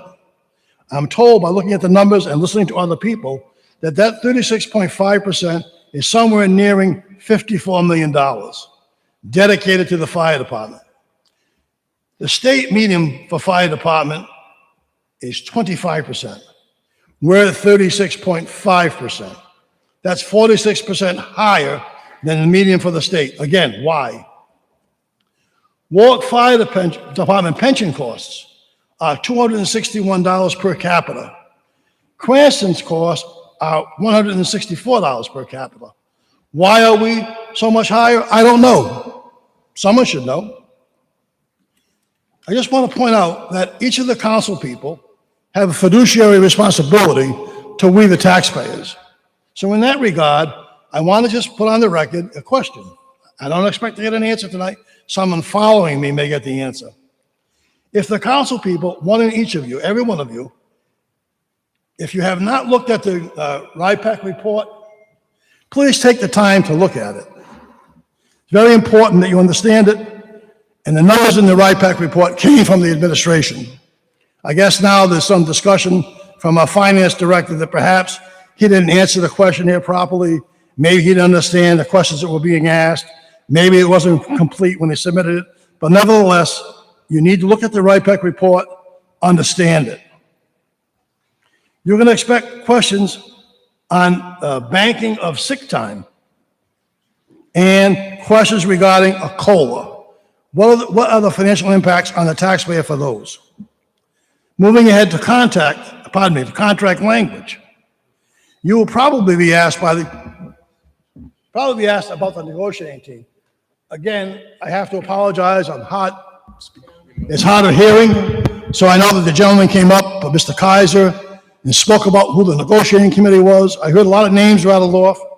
Only ones that I was familiar with, Mr. Kaiser, the mayor's chief of staff, who used to be the, I guess, personnel director in Cranston, the gentleman who identified himself as a lawyer. I didn't get his name. But I'm just curious, what qualifies the mayor's chief of staff to be on the negotiating committee? I heard them say that these people are well qualified. Mr. Kaiser is in the economic development department. I don't know what his financial background is, but why was he on the committee? Questions. How many of the meetings were held? During those meetings, how many of those meetings was Mr. Schaefer there? And how many of those meetings was the mayor there? Did they attend all of the meetings, only some of the meetings, or none of the meetings? I didn't hear them mention that the mayor was there, and I don't think I heard them say that Schaefer was there. I don't know, just a question. We all know that negotiations are a matter of give and take. We have a good idea what the firefighters will get out of the contract, but we don't know, I'm not clear on it, perhaps other people are. I would like to know, when we give this contract, ratify the contract, what do the taxpayers get out of it? I heard Mr. Lattisaw, I heard Mr. Maloney, and others will speak about the 2% OPEB. I'm more confused now than before I got here. I don't know what that benefits us in any shape, form, or fashion. Just a question. How do we benefit by that? And what did the city get by will we get by ratifying this contract? You can be expected to be asked both individually and collectively as a council. Are you well versed in the contract's contents and language? Do you know if the previously erroneous, illegally insufficient language concerning OPEB, has it been corrected? Do you know it was corrected? Do you know if it's constructed properly? And do you know if it's in compliance with the appropriate laws? I don't. I hope each of you do.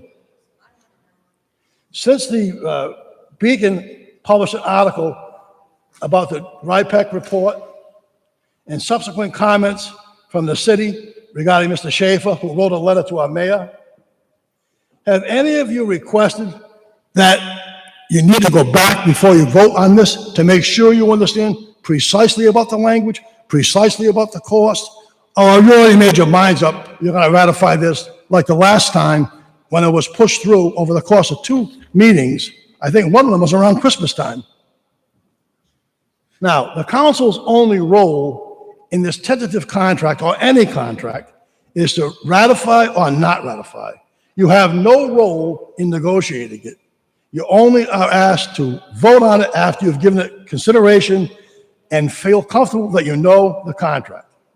So, you folks, the council, had a non-public, closed-door meeting with a negotiating committee to review the tentative contract.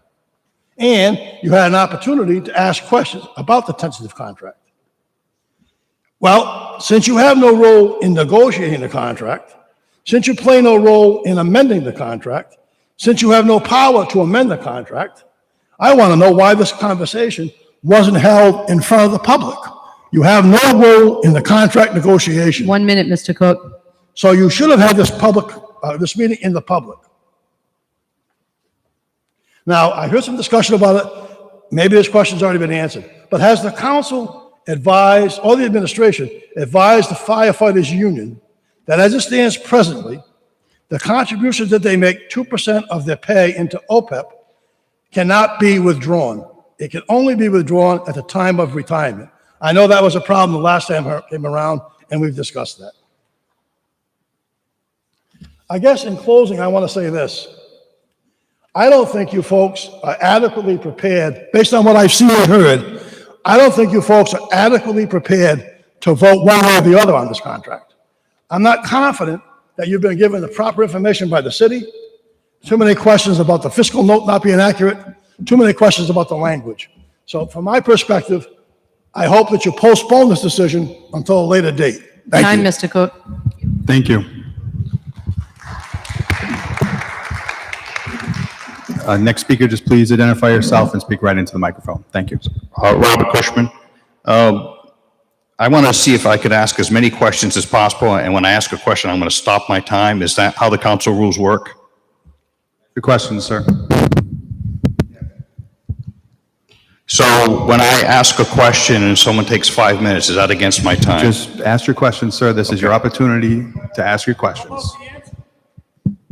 All right. 3 years ago, we went to the contract ratifications, and the OPEB portions of the contract was heralded as a big selling point. And it turns out, you know, you were warned that we had major problems with the language. So I want to go over, I have some questions concerning the OPEB language. So the first question is, what language in the contract specifies how OPEB funds will be invested? I'm going to stop my clock. Someone from the administration?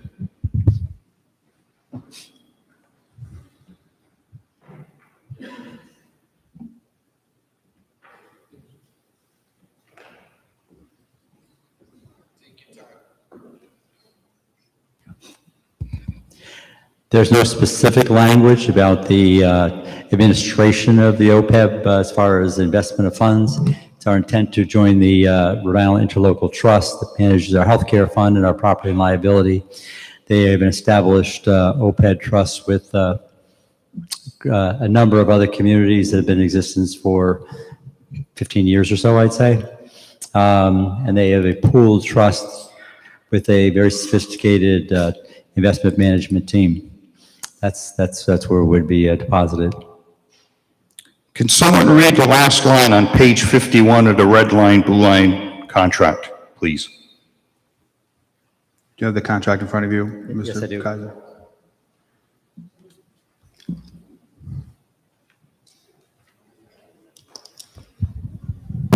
Mr. President, what page was that again? I didn't hear it. What page, Mr. Cushman? 51. Going forward, I'm going to ask you to read the parts that you would like questions on. Are you going to hold that against me? Just read the question, sir. It says, money in the OPEB trust will be invested and managed by the city in the same manner as money in the pension plan for firefighters. Here. What does that mean? All I can tell you is that the council adopted a resolution appointing... Mr. Shaver, can you just put the mic to you? Peter Shaver, Finance Director. The council on January 24th adopted a resolution consistent with the language.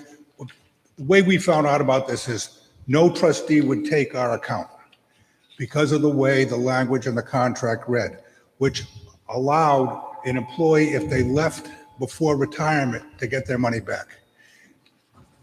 An OPEB trust has to be irrevocable under the Internal Revenue Service Code language. That's why we couldn't execute the contract. So then we went ahead and appropriated money, as you know, to the OPEB trust out of general appropriations, and the council on January 24th, resolution PCR 5721, selected the Rhode Island Interlocal Trust, which does this for 20 municipalities throughout the state, to administer the OPEB trust, consistent with the language. Who manages the pension funds for the firefighters?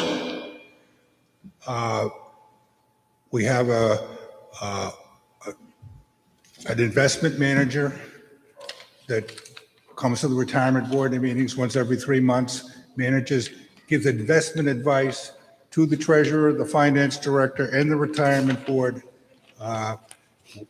That was another opportunity to have a fifth fund, interlocal trust, but the overhead was very high. So I made a recommendation with the mayor's approval to the council, and they adopted using the interlocal trust for managing the OPEB assets. Was anybody in this council chambers tonight at the December 21st retirement board meeting? I'm not sure whether Representative Howe was, Councilman Howe was there. December 24th, I believe you were. I don't. We can, next question, please. That's not in this contract.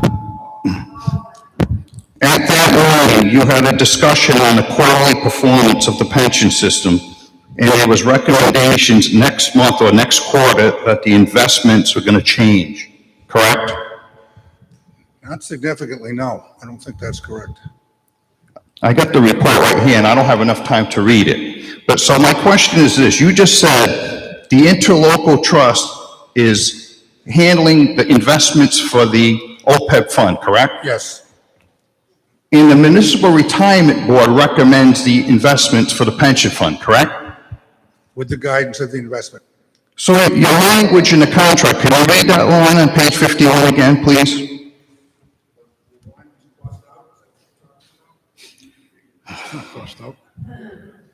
Just leave the line that you would like to speak about, Mr. Cushman. I'm trying to save as much time as possible. What it basically says is that the OPEB funds will be invested in the same manner as the firefighter funds. I just proved to you tonight that that language is wrong and that's not true. Do you agree with me?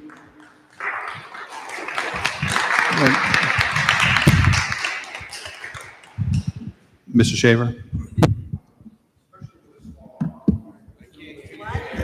It's a yes or no question. Is the investment funds of the OPEB plan being guided by the interlocal trust, and the retirement board has no say in how those funds are invested?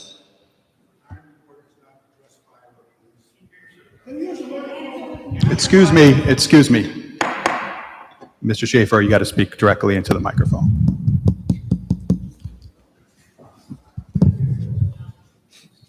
Go ahead, Mr. Schaefer. All I can say is, we discussed this on January 24th at the council meeting. The council approved on my and the mayor's recommendation to use the interlocal trust for management of the OPEB trust funds, which they have done, conservatively invested. The investments of the pension fund are much more in equities than you would ever do with the small amount of money that we have in the OPEB trust. And the council adopted that resolution, and they are managing those funds. Thank you. I agree with that. So my question is to you, Mr. McAllister. Does the retirement board have any say on the investment funds for the OPEB fund? Mr. Schaefer? That's to you. Councilman, you're going to ratify this contract, Mr. Schaefer. Excuse me. I told you how the rules are here. You will ask the questions. We will have the administration respond to any questions that you have. Mr. Schaefer.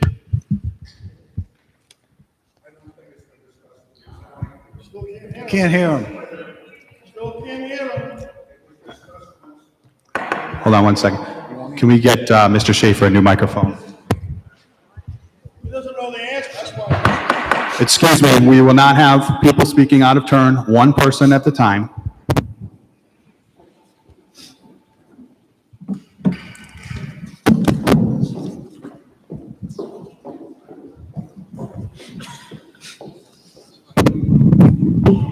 Mr. President? No. Mr. President? Go ahead, Mr. I Schaefer. have a question. No, you're not recognized at this time, Councilman. Wonderful. Go ahead. We asked the question one more time. The answer is no. The answer is no. Okay, thank you. So I just admitted right now that basically the language in the contract is incorrect. Okay, let me move on. Does anybody in this hall know what investment instrument is used by the interlocal trust for the OPEB trust fund? Mr. Schaefer. The trust gives us three different options, and the treasurer made a decision to, I believe, and she's not here today, but I believe the most conservative investment until we got a more material sum of money. So it's short-term, 1 to 2 year investment grade securities, mostly treasuries. The fund that is used by the interlocal trust for City of Warwick OPEB trust fund is called the Vanguard Balance Strategy. Does the Municipal Retirement Board have any investments in the Vanguard Balance Strategy? Mr. Schaefer, do you have that information at this time? No. So there you go. There's the first problem you're going to have, that the firefighters could successfully grieve, because you have language in this contract that says investments should be the same as the pension fund. They're not. And you're going to get into a predicament like you had in 2012, where you had language that the firefighters did not agree to in the contract, and it cost taxpayers hundreds of thousands of dollars. A point of clarification, can we ask for an opinion from the solicitor, a lawyer, as to what that sentence means, rather than having someone who is not a lawyer give an opinion on it? Thank you. Go ahead, Mr. Cushman. The councilman is correct. We will listen to legal advice from attorneys. Thank you. Where in the contract does it have any language concerning a non-vested firefighter leaving the city?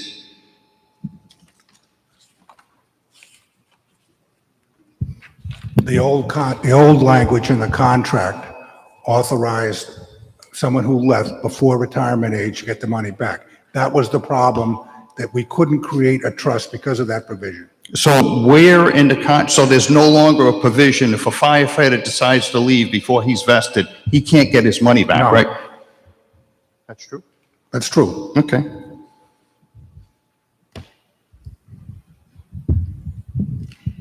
Oh, yeah, what was the other one?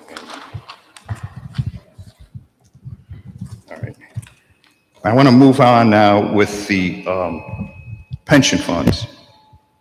Let me just see.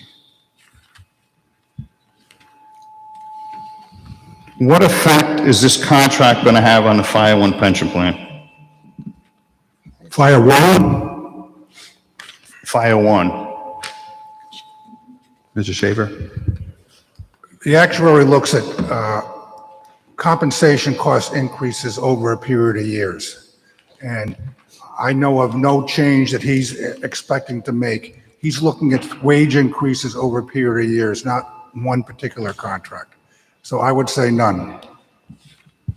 I don't have the specifically, the contract has language in it. Why is this doing this? Is this? We're working on it.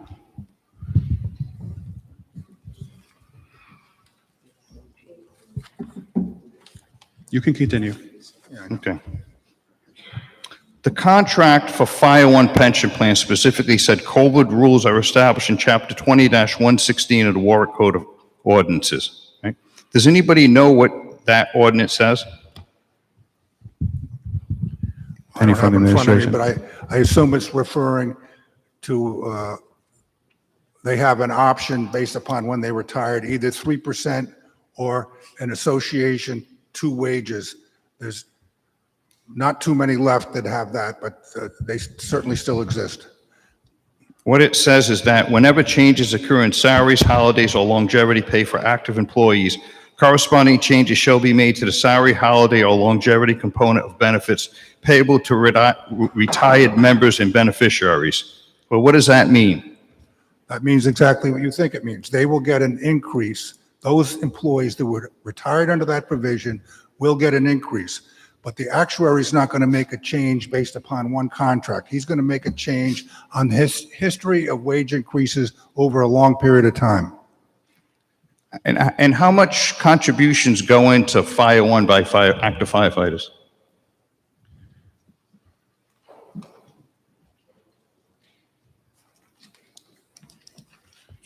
I'm going to take up your time by taking a little while to find this. Fire One, the current year, it's $18.1 million, and then Police One, $2.5 million. Yeah, but what I mean is do we have any active firefighters contributing to Fire One? Oh, only one or two. Yeah, so basically 100% of the cost is basically taxpayers, right? Yes, but there's $80 million in the fund. Yeah, I understand that, but if you're going to give out COLA increases of 10%, there's a cost to that, right? Correct. And as I said, the actuary is looking at wage increases over a period of years and computing what the contributions will be. So why isn't any of that cost put into the fiscal note? Well, there is a cost in the fiscal note in terms of the contributions for people who are in Fire Two. That's in the fiscal note. But there's going to be a future cost to taxpayers because we're funding 100% of Fire One as a result of putting those COLA payments in, right? And I'm going to give you the same answer I've given you twice before. The actuary is going to look at compensation costs over a period of years. So you mean to tell us? 1 minute, Mr. Cushman. 1 minute. I've asked 4 minutes of questions. You have 1 minute left, sir. Unbelievable. All right, let me go to my closing comment. My closing comment regards transparency in the city council chambers, and we had a seated councilman who admonished a former council president for this. And I just want to put on the record right now, Mr. Carrero is the union president, right? And he negotiated this contract. Well, he also sits on the Ward 3 Democrat Committee meeting for Councilman Howell. And the fact of the matter is that the purpose of a ward committee is to get somebody elected, to get Mr. Howe elected. Mr. Howe has never been transparent about Mr. Carrero being the union president who's negotiated this contract, and he's also helping to get him reelected onto the city council last year. At a minimum, you should recuse yourself from this vote. Thank you, sir. And you shouldn't even The be next taking speaker, part please. in any of these discussions. It's disgraceful. Next speaker, please. Thank you.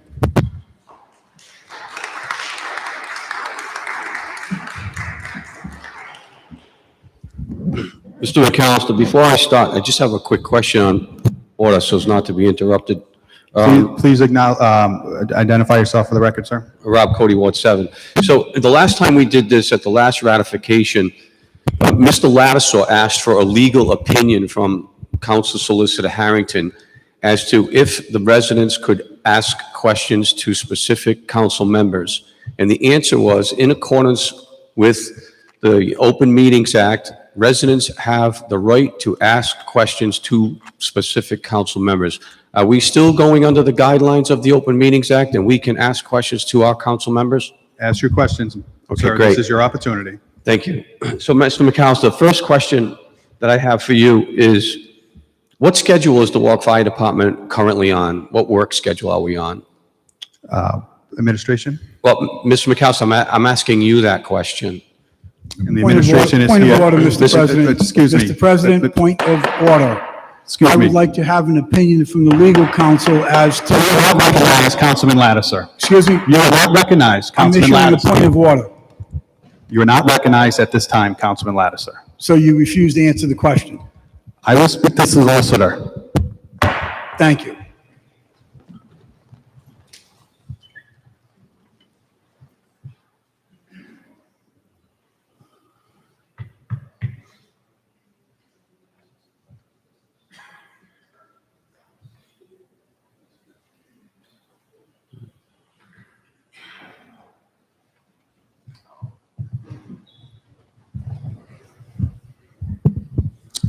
Thank you very much. You can ask your questions. I'm going to have the administration answer the questions, and you will get any questions you have answered.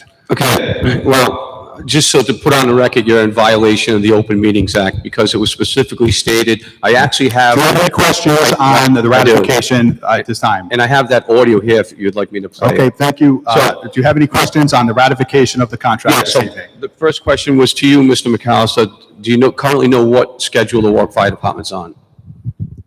Administration? Let the record show that the councilman does not answer the question. We are getting the answer for you at this time, sir. Chief, just identify yourself for the record, please. Peter McMichael, Warwick Fire Chief. The question, I believe, was what schedule are we on? We work the 24-hour Boston schedule. Thank you. So if you go to page 21 on the contract, it specifically states that the city may elect to opt out of the Boston schedule upon showing that the Boston schedule resulted in increased costs and no savings. The reason I asked this question was at the last ratification process, Mr. McAllister and Mr. Howe touted how this contract would save $600,000.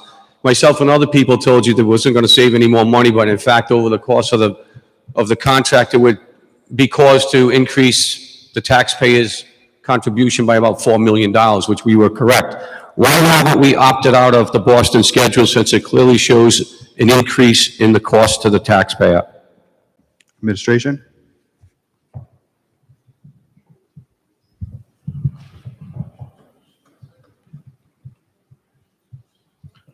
There are many factors that went into the cost of overtime, such as injuries, the pandemic, COVID-related outages that were not related to overtime that would be created had those events not occurred.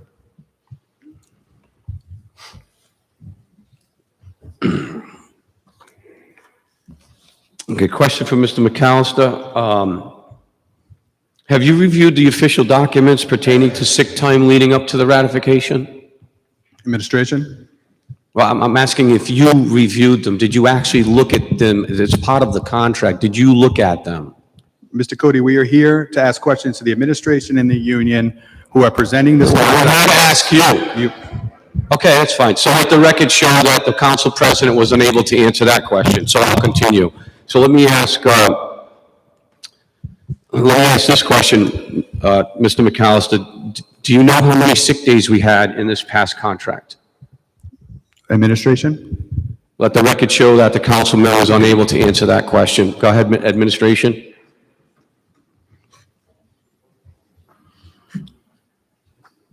Was the question how many sick days in total were taken? Correct. We don't have that information with us right now. Okay, let the record show that the chief of the fire department does not know how many sick days there were. Let me ask Mr. Schaefer, do you know how many sick days there were in the fire department 2022?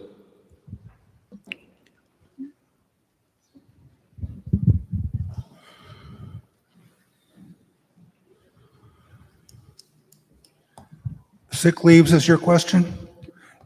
Dollar value? of No, sick leave? how many sick days? I don't know the answer to that question. Let the record show that the finance director did not know the answer to the I know the question. dollar amount, but I don't know the sick So, days. the resident knows the answer to the question, and the question was, how many sick days? There were 1,948 sick days that were taken by the fire department last year, with numerous members taking 20, 30, 40, and even in excess of 50 sick days. Given the amount of sick time, is it reasonable to ask the question, are these people actually healthy for the job? Someone can answer that. I don't believe that is in the contract, sir. You don't believe what's in the contract? Your opinion, if they were healthy or not. Actually, it is, because if you look in the back of the section, it says that the department will maintain a physical health system to ensure that all employees are healthy enough for the job. It's right in the contract, so it is relevant. Chief?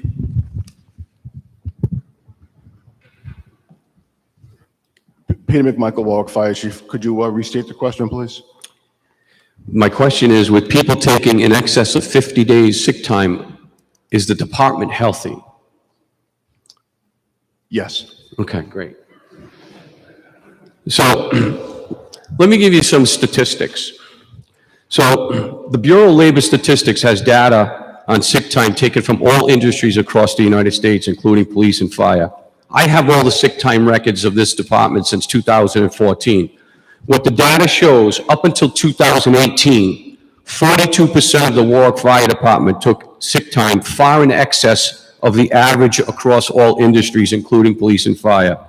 If you recall, in June of 2018, when we were here, and we proved that the unused sick time scheme was affecting overtime and monies that were paid out, Mayor Solomon stopped that practice in June of 2016, as the department was taking advantage of that mathematical formula. However, what the statistics show and the official city data shows, immediately after that was stopped in June of 2018, in July of 2018, sick time dramatically increased from 42% to 67.1%, far and above the average sick time. So the data also shows that, for the most part, the highest amount of sick days that were taken from the same people year after year. And you actually have people from 2018, 19, and 20, the beginning of 2020, that took over 100 sick days. So it's reasonable to assume, do we have a healthy department? So the reason why I question this scenario, seeing that we saw this manipulation in the past from 2013 to 18, which we're now in court over, the data suggests only one of two things. Since it's a math equation, right? You can simply see the math. The facts suggest that either we have a really unhealthy department or the system's being manipulated. It's only one of two things, all right? So we need to get a grip on that. My next question, are there any parameters on how often someone can be sick without being evaluated? Chief?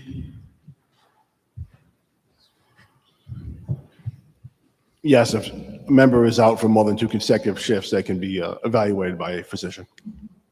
Okay, Section 8 indicates that. So out of the 1,948 sick days, with numerous people up to 56 sick days, how many times, and I'm not asking for any HIPAA stuff, but how many times were departmental personnel asked to provide a doctor's recommendation before coming back to work?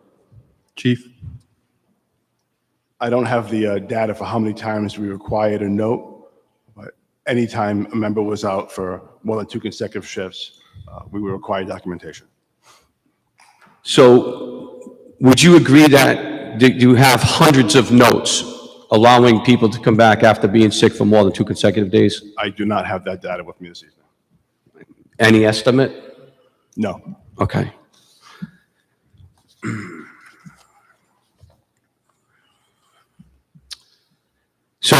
to ask a couple of questions about unused sick pay, and I'll ask you, Mr. McAllister, since the Open Meetings Act allows me to do that by law.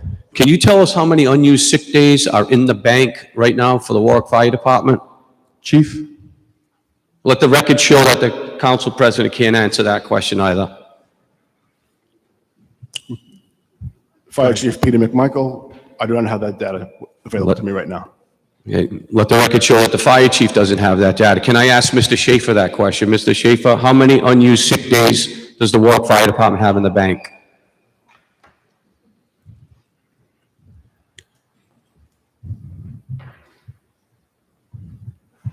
Once again, I only have the dollar value. I don't have it in days. You have the dollar value of how many unused sick days?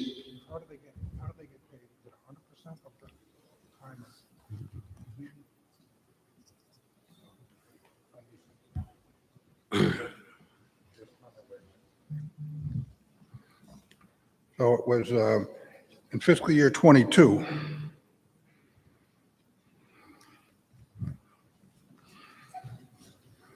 It was a little over 700,000 for unused sick time and a little over 500,000 for sick time.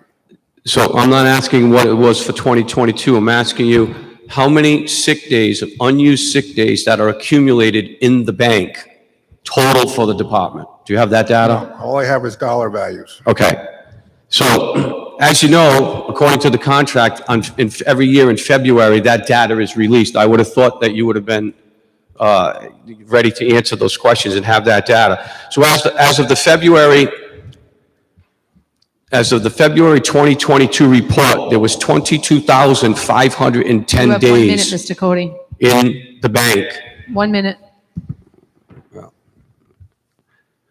Mr. Schaefer, can you tell us what the dollar value of that is? You really cut me short because I'm timing it here. All I can do is repeat the figures for fiscal year '22. Okay, so what the answer is you have a $12 million liability that's in the bank. And through this contract with this 10% cumulative raise, that has an impact of $1.2 million that the taxpayers will ultimately have to pay. Mr. Schaefer, did you include that into your fiscal note, that the impact on these raises, how it would impact the unused sick time that's in the bank? It's just a yes or no question.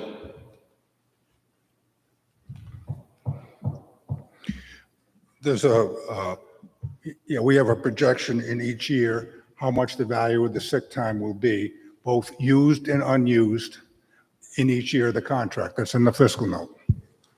Right, but this is in the bank that ultimately the taxpayers have to pay. And this increase impacts that by $1.2 million. That figure is not included in the fiscal note. And because of that, your fiscal note is defective, and this council should ask for those numbers because it's a liability that we'll eventually have to pay. Time's up, Mr. Thank Cody. you. And just let me close by saying, Thank you, Mr. Cody. Your time is up. The next speaker, please. unbelievable.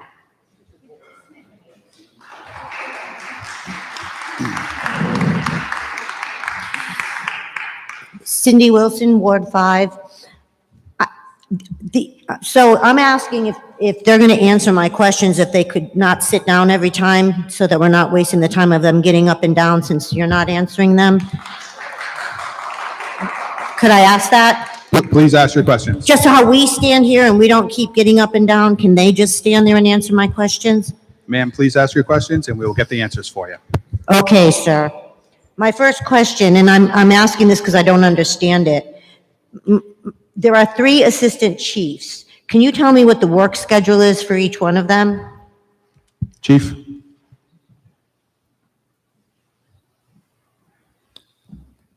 Peter McMichael, Fire Chief. There are 2 assistant chiefs. 2? Okay. And the work schedule? Days, Monday through Friday. Okay. You might as well stand up because I'm sure you're going to answer this one. Does the fire personnel punch a time clock? No. Okay. So how do you acquire the data that supports the hours that they're working? What is that? Is it if it's not a punch, what is it? How do they just come in and say, hey, I'm here? Are they? They report for duty and are documented in roll call and relieve the person so someone cannot go home until they're on duty. Okay, so basically with roll call. Okay. Who's responsible for keeping those records of attendance? Those, No, let him answer. Go ahead. those records are taken by the company officer. I'm sorry, the what? Those records are taken by the company officer. Company officer, okay. So I'm curious, so you're increasing the clothing allowance to just $50 a year? From 1,000 to 1,050? That's right. Okay, so if you could help me understand how that money's spent. So we pay for all damaged uniforms, and we allow money for maintenance of the uniforms. So who's tracking the money that we're giving them, and what is it spent on? The money is provided to them per the contract. Mm-hmm. And do you have to show you a receipt? Here's my new pants, or they just money, they just get the money? It's provided to them per contract, that's right. Okay. Is that money considered taxable income?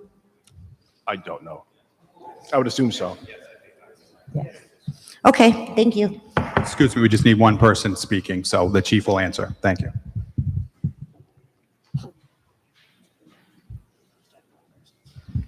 Thank you, ma'am. Hi, my name is Tara Lavasser. I'm a resident in Ward 1. I don't have any questions. You may sit down. For all the questions and answers and testimony I've heard from the City Council tonight and from the members of the taxpayers and the members of the Firefighters Association, I believe we probably should have had, since the executive session was held, council members to ask questions, and taxpayers probably should have been allowed to hear all of this. This should have been a totally different meeting. I don't think that any of the taxpayers, I don't think any of the council members are aware of all the provisions or the language in this contract. I think all of this could have been avoided if we had an open meeting. Beyond that, we have also learned that the previous firefighter contract was flawed, and there have been major revisions and provisions from that contract that was heralded as a template for future labor contracts that could have been implemented.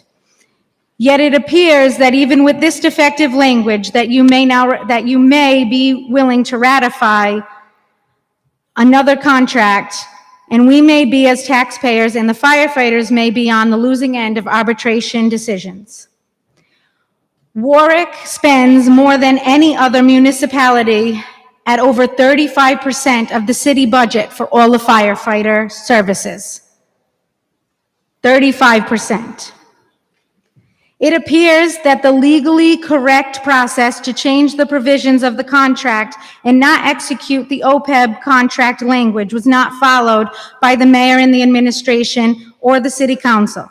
It also appears that the legally correct process to change the provisions of the contract and not execute the OPEB contract language was not followed by the mayor or the city council.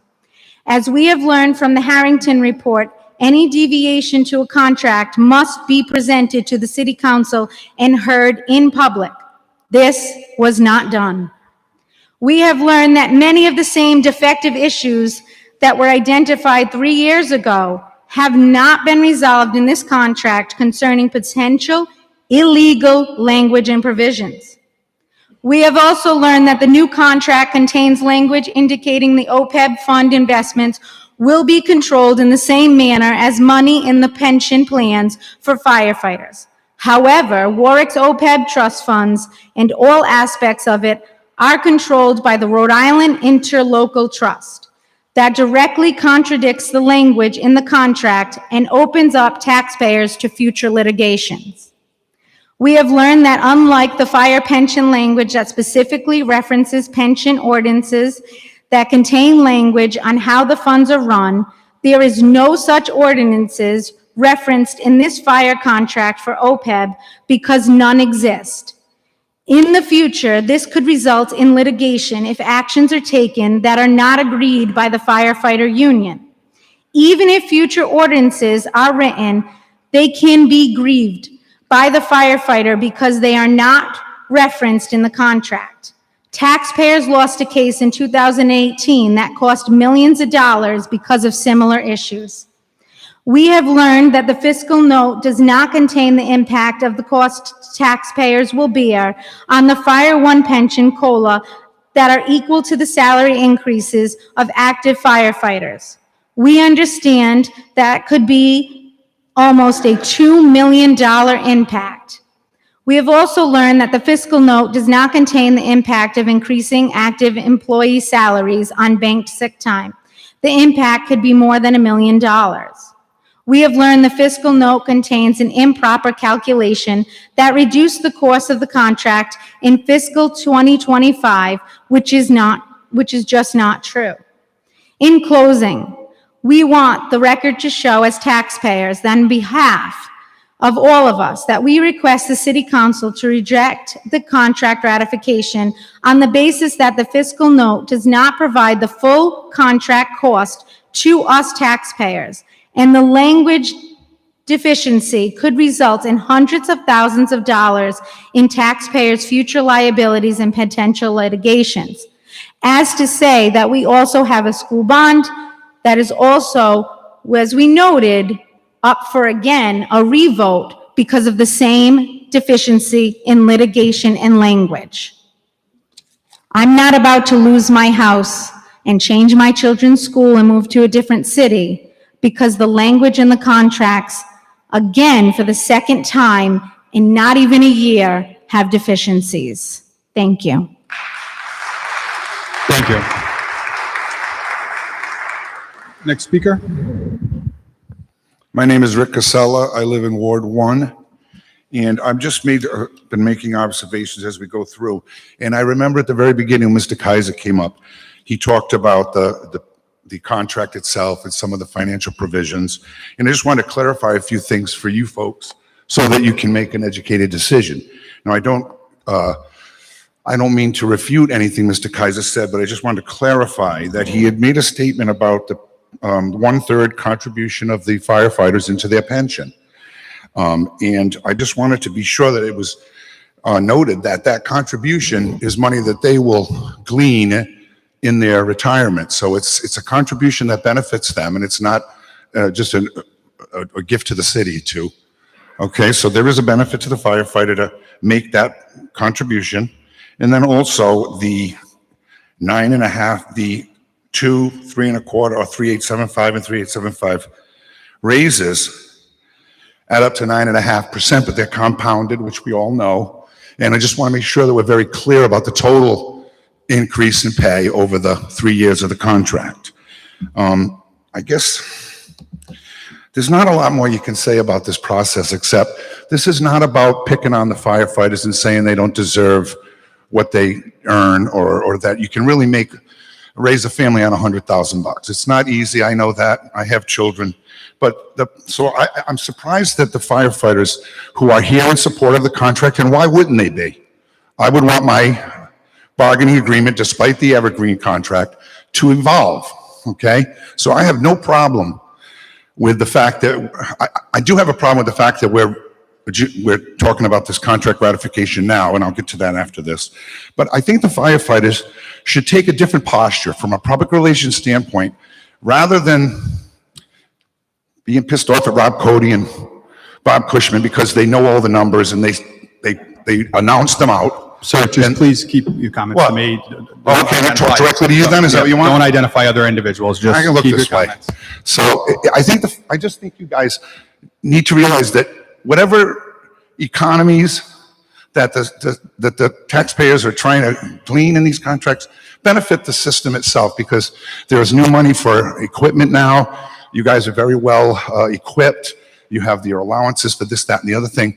So you can laugh if you want, but I mean, we all should be in this together, and you guys should be mad at these guys for pushing contracts that are incomplete, because all they do is make everybody think you're not on the take, if you really want to know. That's what I think. And I think you should be with us saying, hey, guys, if this stuff isn't clean as a whistle, and it is not very, very clear what we're going to get over these next 3 years, and we're not relying on other bargaining units and negotiators to make sure that they pay too, and we're not going to, then I would tell them, I don't want you to ratify this contract till this stuff is correct. They owe that to you. You guys have, many of you are taxpayers in the city of Warwick. I pay $40,000 roughly a year in taxes on different properties and stuff, okay? And I consider that an investment in my community. And the dividends that you want for your investment are the same ones that I want. Good city services. I don't need bread and circus. I don't need ice rinks and candy canes, but I need just efficiency. There are so many things that other monies in the city could be spent on, so that we're all efficient. You guys should be championing economy, thrift, responsibility, openness, transparency, all those things. You should be with us on this. It's not about us saying you guys don't deserve it. It's about us saying these guys don't have the business acumen or the willingness to dig into this stuff and listen to people who pay attention, who know. Unfortunately, what's very obvious here is the two guys you guys hate the most, and I might be in that group after this, they know more tonight and are more prepared than the city's finance director or anybody else, because none of them could really give you that information. And I'm sorry, but if I'm coming to a meeting to ratify a contract, I'm going to know every single question. I should know this stuff. And the fact that you don't know it in the private sector would get you fired. So I think this is more about you guys having the cannolis to stand up and say, this isn't right. I'm not going to say no because I don't stand with you guys as good workers and good an asset to the city, but I'm not going to let you sign a contract that's incomplete and that's going to get torn apart and grieved and just going to be another reason for people to say, these guys are never happy. They get a fair wage, they get good benefits, they have longevity, and they have security in their job. And I can't give no contract that's flawless and doesn't have any vague language. I mean, come on. So, I mean, with that said, it's not about getting into your pocket. It's about just making sure that there's no eventuality that we're going to have to go and reopen and get back to things. And then I just have one other point, and I'll sit down. And this is a question for the mayor and his legal counsel. Mr. Mayor, do I think it's prudent when we're in the middle of a legal action against a select group of firefighters, I don't know who's the plaintiffs and the defendants, but is it prudent for us to be ratifying a contract when we're in the middle of a litigation that says these guys were naughty, okay? And, just let me finish so you get what I'm saying. Should we be in that? And this should be here when we're in the middle of that. Only the reason I say that is because there may be a countersuit from the firefighters, and their argument's going to be, and I don't know if Mr. Rosillo can speak to this, but their argument's going to be, well, you just gave us 10% raise. How could we be so bad that you would give us a raise, but then you want us to, you want to get money back from us because you say we took it, their ill-gotten gains. So I think it's really important, and you have the evergreen contract language from Councilwoman Wilkinson championed a while ago. So you're not going to be out of contract. And whether or not you can get retroactive pay when you do actually put your new contract into effect. But it seems to me that you should have all legal issues off the table and settled. So it's very clear that that's gone. It's not going to be something that's going to be hanging over my head anymore. All right? We adjudicate, we took our medicine or not, and now it's time for us to start fresh. And I think that goes to the public relations aspect, people bothering about going to the supermarket and things like that. That might not be an issue if we just knew that we're all working together on an equal footing with no little things popping up every 10 minutes or every 10 weeks. Something else comes up. Oh, they didn't take the money out for this because they screwed that up. They didn't do this. They didn't do that. It just seems like we probably shouldn't be doing this until we adjudicate the lawsuit. And then when we do, I mean, my opinion is when you do, if you want to finish this contract, then you sign it. You get to the point where you can sign it and it's clean, so you can sign it. You don't have to worry about anything changing. And then you implement the contract when you finish your lawsuit. And that will either push the lawsuit to settle quicker. And frankly, I think that if you don't settle it and you go into the new contract time, then you don't administer the benefits or salary changes until such time that other thing is gone. Now, whether that is retroactive, maybe it shouldn't be retroactive. So the guys that weren't involved in taking cashing in sick time, the newer guys, might feel the pinch and say, you know what, those guys kind of played hard and fast with the language. The mayor, sent his guy over and they worked something out. And maybe then those guys will say, you know what, that isn't going to happen on my watch. Not going to happen again. And these are the consequences when things like that happen. There's consequences. That's all I'm saying. So I hope you guys, I know it's going to be 7-2, so I don't even want to, but I hope you, it's 7-2 or. 1 minute, Mr. Casale. Yeah, I got you. I just hope you realize that even though there's only a few of us here, there's going to be more over and over as time wears on, because the more we muddle through this inconsistency and this indifference and the fact that half the people up here don't know one piece of information, most simplest things that you should know, okay, that we will get to a point where ratifying the contract when it's incomplete, and this cost Corley his job, and we know why he got bounced, because they drafted Bill to take him on, which incidentally happened 20 years ago against Donna Travis. So Bill's good at that, and I like him as my councilman, but I feel bad for Mr. Corley because he got run out of here on the rails because he spoke up. And sometimes people have to speak up, and he did, and he took the consequences. So maybe you guys ought to think about how important it is to be honest about what you really think. Time's up, Mr. Casale. Thank you. Next speaker, please.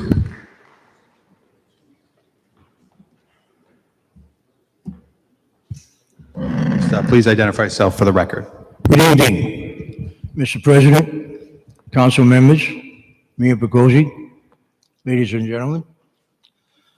Looks like I'm last and least, not least, but last. My name is Donald Fife, Ward 1. I've been a Warwick resident all my life. That's 81 years. I'm probably the oldest one here. Compared to all these other young guys.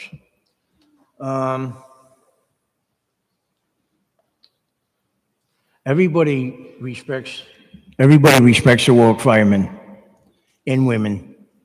They run in the buildings when everybody's running out, and they even save animals, people's pets.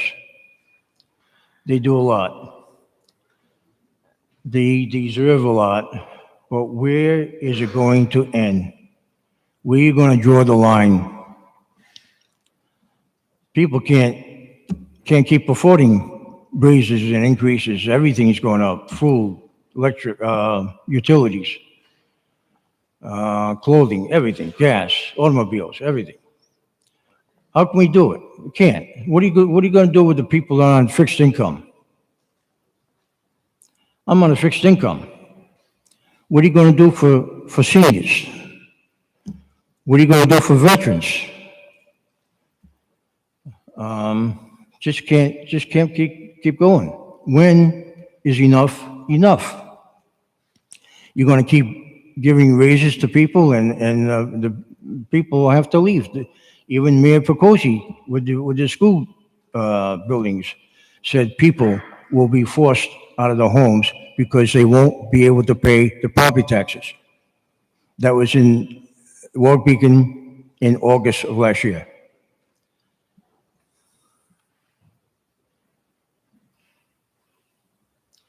It's like getting 10 pounds of sugar out of a 5-pound bag. You can't do it.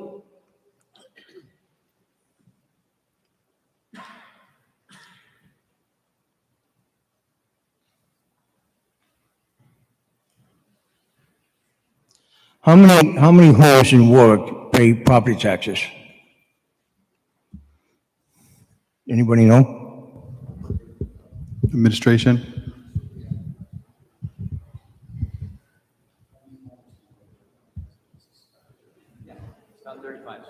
You got to go onto the mic, sir. Yes, about 35,000. 35,000? Yes. Wow, 35,000 homes are paying all these taxes. That's not many. Not many. People are gonna, once we had, when I went to school, I graduated in 1961, we had 19,000 students in Warwick. Today we have 8,800, as told to me by the superintendent.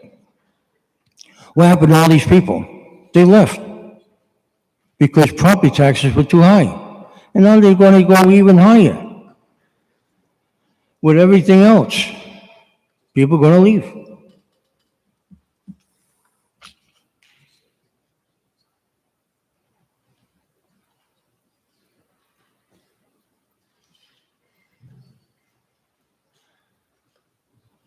The average taxpayer does not make $96,000 a year. A lot of us don't even make half that. And we got to make ends meet.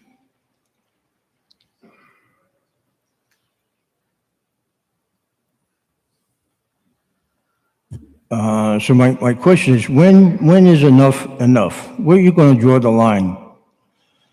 How are people, regular people, average people, who are not on a fixed income, going to pay all these? As the mayor said, people will be forced to leave their homes. Thank you. Thank you, sir. Next speaker, please. Just please identify yourself for the record. My name is Christine Davenport, and I'm from Ward 5. I am a wife, mother of 3, and registered nurse who has lived and worked in Warwick for many years. Personally and professionally, I have called 911 more times than I can count, and I can say with all sincerity, the service our Warwick firefighters provide is second to none. And I'd like to stop for a second to say thank you for all that you do, especially when dealing with traumatic, life-threatening emergencies. I'm not sure there's a person in this room who disputes that being a first responder can be a very tough job. However, I decided to speak today, not on behalf of the Warwick firefighters, but on behalf of the majority of low and middle income citizens that are having great difficulty paying for their basic needs. I am speaking for my neighbors, Helen, Mary, and Arthur, whose names I've changed for privacy purposes. Helen is a 68-year-old woman who's been living alone for the past 35 years. She's disabled and has been in and out of the hospital numerous times due to chronic health problems. She's on a fixed income and her medical bills keep piling up. She told me she had tears in her eyes when she opened her last electric bill, which had almost doubled in cost. I'm speaking for my neighbor, Mary, who is a single mother of 2, living in a small 2-bedroom ranch, who goes shopping online at Walmart first before she actually goes into the store because she wants to be sure that she can afford everything that she puts in her carriage. I am speaking for Arthur and Helen, neighbors who've been married over 60 years. They have been living in their small ranch for many years as well, and they are also struggling, trying to make ends meet. They no longer go out every Saturday night for date night, which had been a ritual for them for many, many years. I could go on and on and on, but I think you get my point. In short, I am pro-Warwick firefighter. I truly believe they deserve the best salary with the best benefits around. But I also feel the contract should be a package that average Warwick taxpayers can afford. Personally, I think that the firefighters and all city workers should pay more towards retirement, more towards health care, and firefighters at the top tier should abstain from raises until the salaries from other towns and cities catch up to their current generous salary. This contract is unsustainable to the financial health of this city. You can't ask taxpayers to pay more. And I believe that it's going to be way more than $22 a year. Come on. It's not right. It's not fair. And it's not kind. So now it's up to you, the councilman and councilwoman, representatives of your district, your neighbors, to decide. When you cast your vote, please think about Helen, Mary, and Arthur, and the thousands of other Warwick citizens who are struggling just to make ends meet. What is this vote going to do to them? Do you even care? Thank you. Are there any other individuals who would like to speak against the ratification at this time? Are there any other individuals who would like to speak against ratification at this time? Are there any other individuals who would like to speak against ratification at this time? Are there any other individuals who would like to be heard this evening on the ratification? Are there any individuals here that would like to be heard on ratification? Are there any individuals here that would like to be heard on this ratification? Okay, hearing none. Councilman Howell looking for a motion to close the public hearing. Motion to close public hearing? Second by Councilman Foley. All in favor? Aye. Thank you very much. At this time, are there any questions or comments that members of the council would like to make regarding ratification? Any members? Councilman Howell. Thank you, Mr. President. Just very quickly, as was mentioned at the very beginning, you mentioned, Mr. President, and the administration, this contract was out for quite a bit of time to be released. There was a lot of social media buzz of certain extra activities going on outside of the contract, and that actually aroused the buzz of some of my neighbors, that aroused the buzz of some of my constituents. And I can say very comfortably that I received 5 phone calls, 2 emails, I apologize, 5 phone calls, 2 emails from constituents, that a total of 7, that talked to me about this contract and in the end supported the contract. And one of them is sitting here to this evening.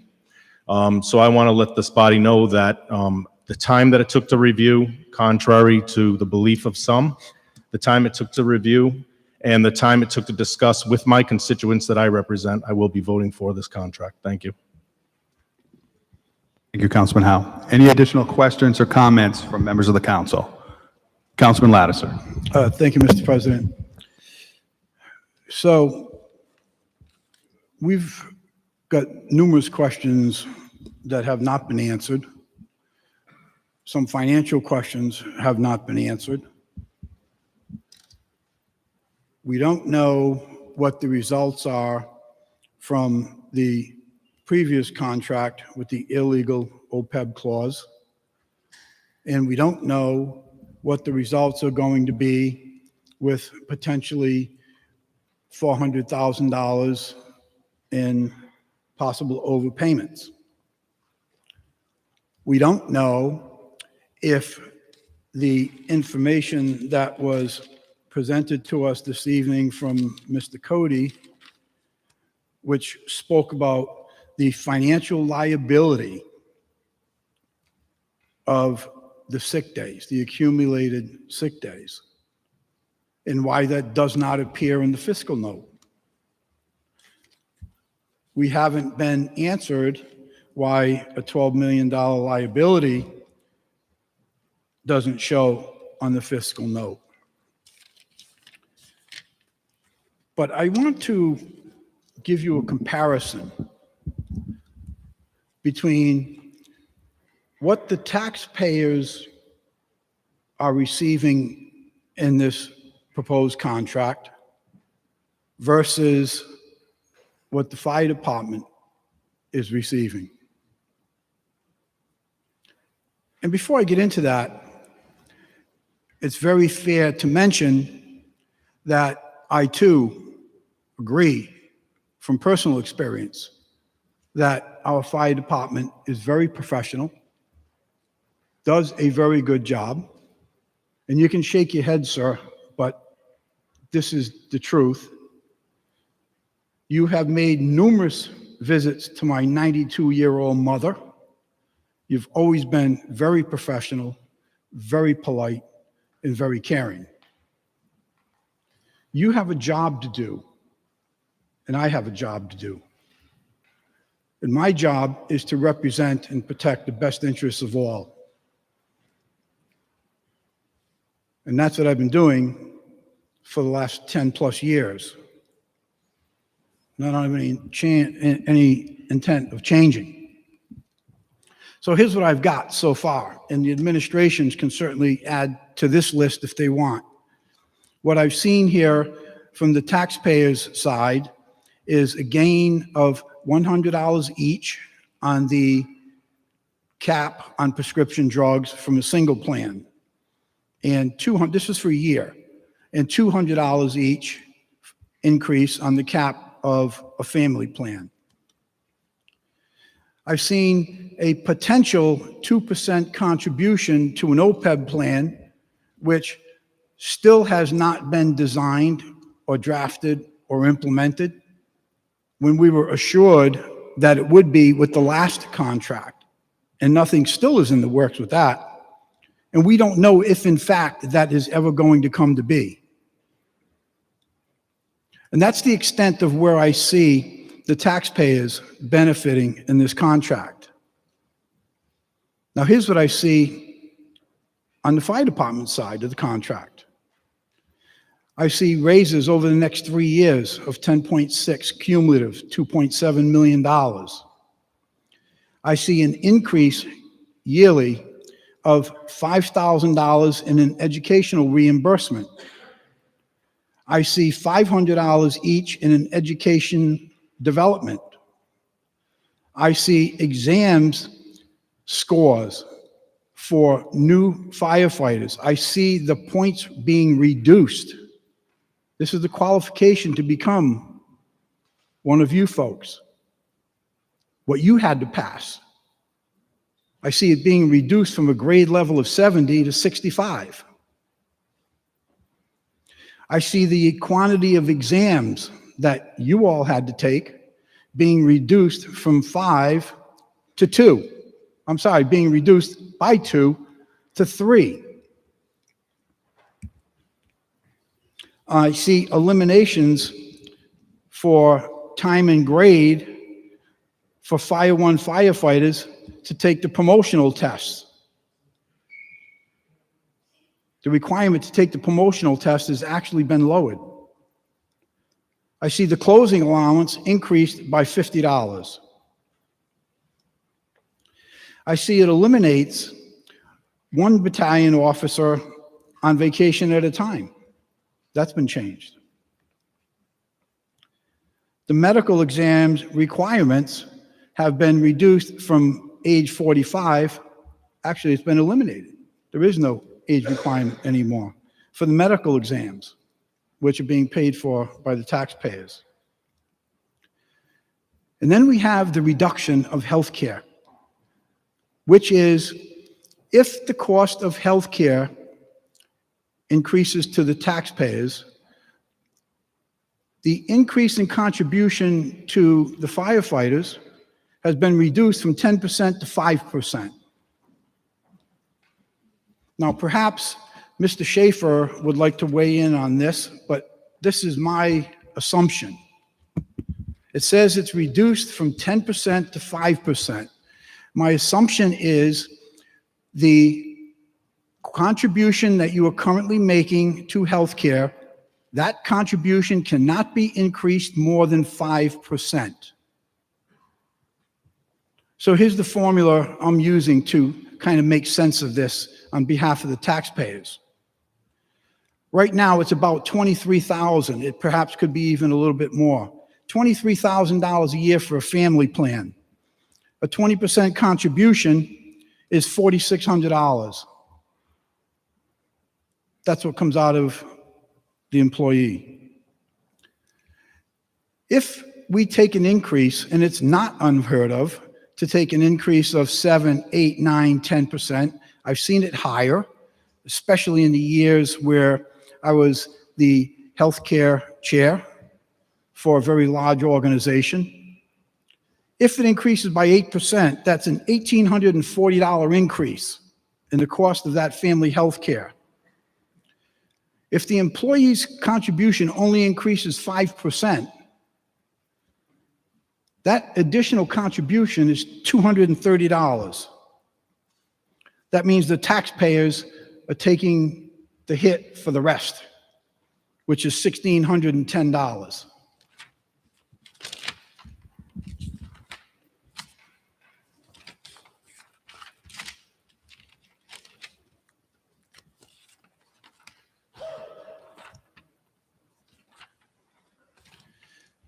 Back in November of 2021, I had made it perfectly clear that I would not vote in favor of any contract that did not come very close to mirroring the ordinance that I attempted to get passed. This does not do that. The taxpayers cannot continue to bear the cost of free lifetime health care. They can't bear the cost of 80% of active employees. We cannot continue going down the road where we have more retirees than active employees. We are expected to rely on financial information that's provided to us, which appears as though it's not all-inclusive, and some of it perhaps not accurate.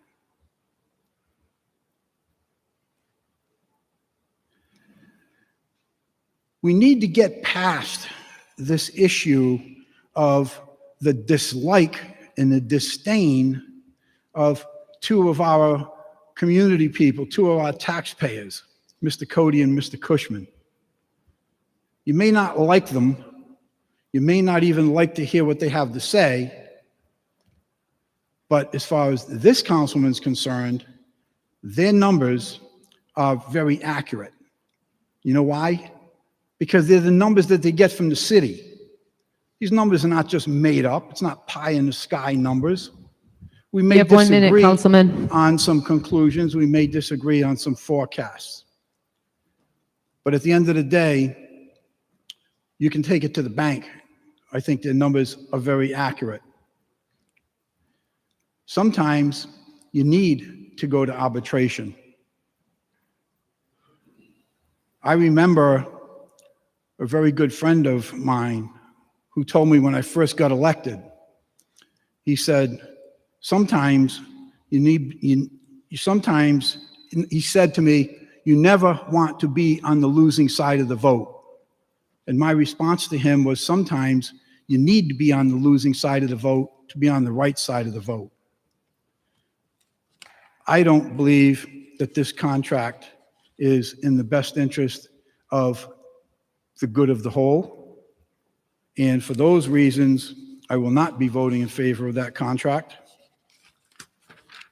And I certainly would not object if this city council chooses to let it go to arbitration, and let's see what happens. If I were to continually tell a customer that owes me money, don't worry about it, I'm never going to sue you because I don't know if I'll win or not. I'd never get paid. Sometimes you got to take the leap, and let's find out. Thank you. Thank you, Councilman. Any additional comments or questions from members of the council? Councilman Gephardt. Thank you. I wanted to follow up. Is it permissible to ask questions to the administration here?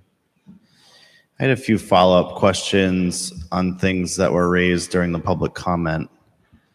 I think the questions are probably best answered by Mr. Schaefer, and they just reflect back to the fiscal note and specifically about the two questions in terms of the impact of the salary increases on the COLA and the impact of the salary increases on the bank sick time. Clearly, I know, Mr. Schaefer, you've been doing this a long time, and so there are likely reasons that you did not include those. So I'd just like to hear from you in terms of why are those not reflected in the fiscal note, and what, if any, impact do you think should be considered there? Well, you see the base cost in the fiscal note, $1,264,000 is holiday and sick time. And this is the appreciation of that amount. I really need someone from the fire department, maybe the deputy chief, on how the unused sick leave is paid off.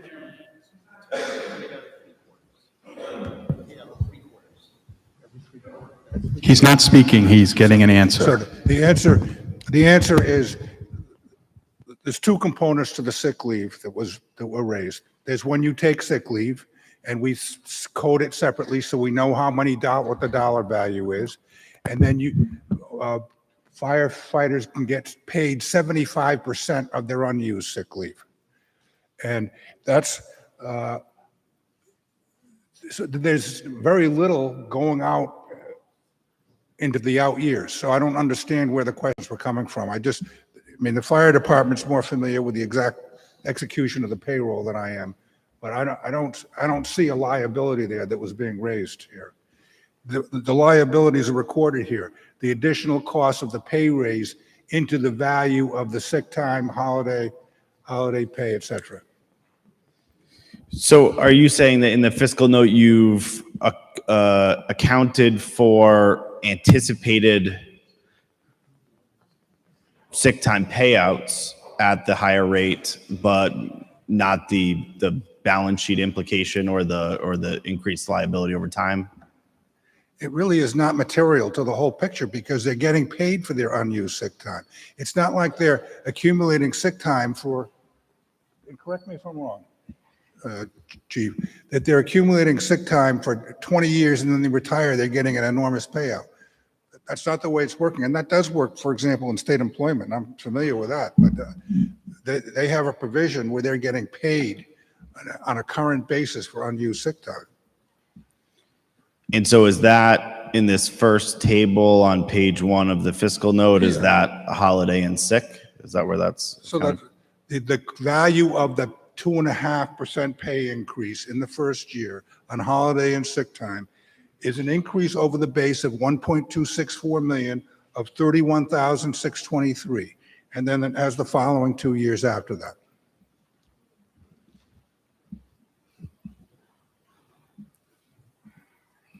Okay.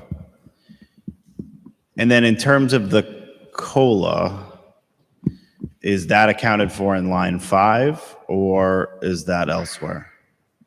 Well, the COLA is the dollar increase. You see the dollar increase row, 411,531. That's the direct compensation. We've discounted it by an average 4% vacancy rate to get to 395,070. And then holiday sick time, overtime, we built in the base of each, Social Security contribution, the retirement contribution, that's all Fire 2, where it's based upon a percentage of pay. That's where you get to the 677, 790. And just a point, you recall when we passed the budget, we budgeted 400,000 for compensation increases for this group.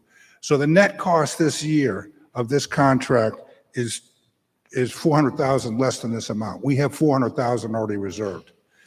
But the figures in the other years, they're accurate. Got it. Yeah, that was my next question. So you got there faster than me, so I appreciate that. All right, thank you. Let me just look back for my notes. I think that's all from me, Mr. Schaefer. Thank you.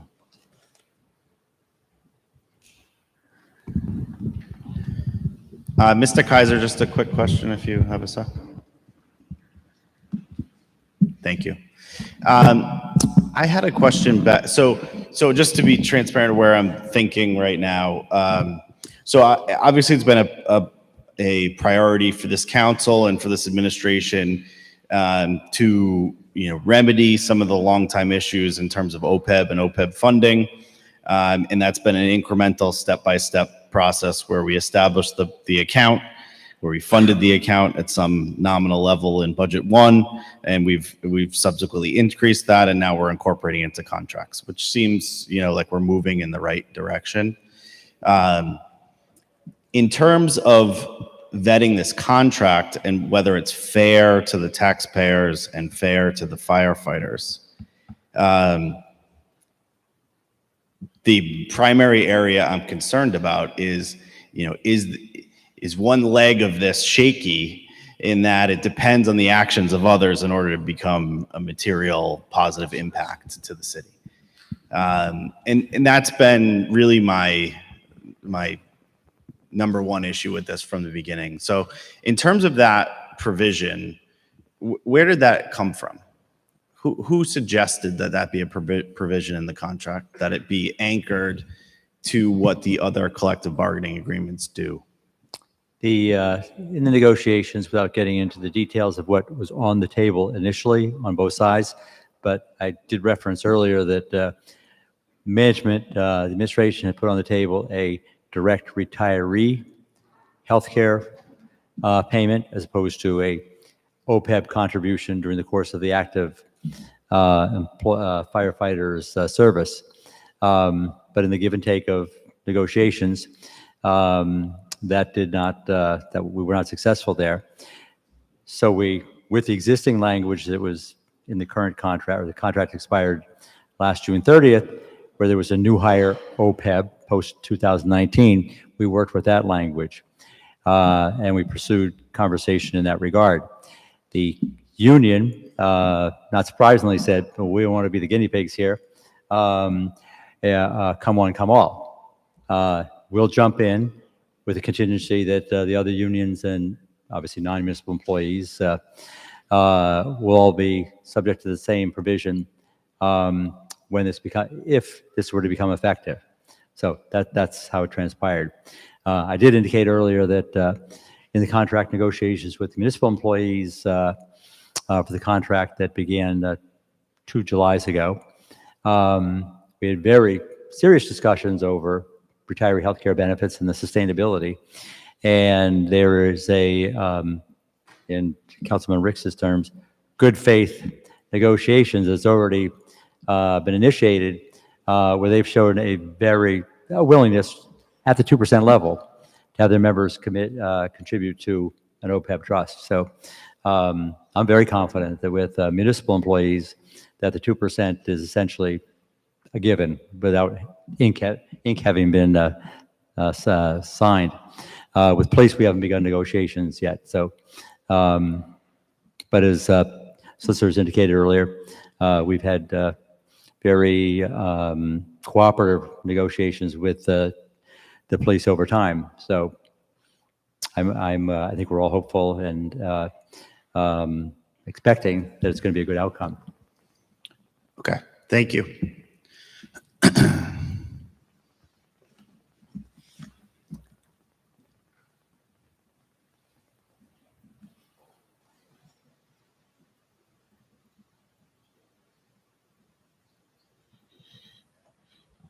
think I have one more. Let me just look.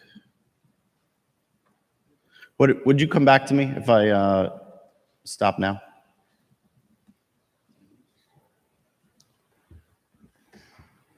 Would you come back to me if I stop now? But yes, Councilman Ricks. Thank you, Council President. I'd like to thank the mayor and the administration, and thank the union, its members, all of whom negotiated in good faith. I'd like to thank the department, all of the firefighters for their service. Thank the public for their comments this evening. I think that this has been a very productive hearing. There is something that was a little bit of a surprise to me, is that it sure seemed that some people were guessing what my vote would be, and I think that some of them may have guessed wrong.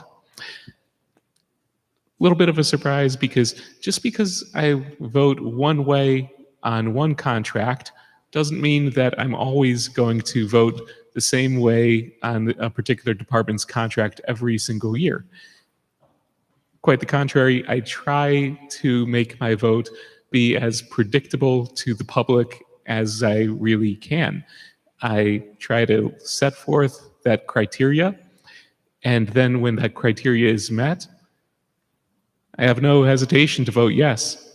If that criteria is not being met, I'll vote no.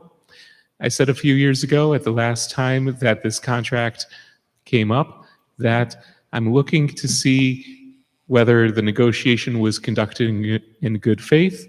I'm looking to see whether there is being a significant step made on OPEB.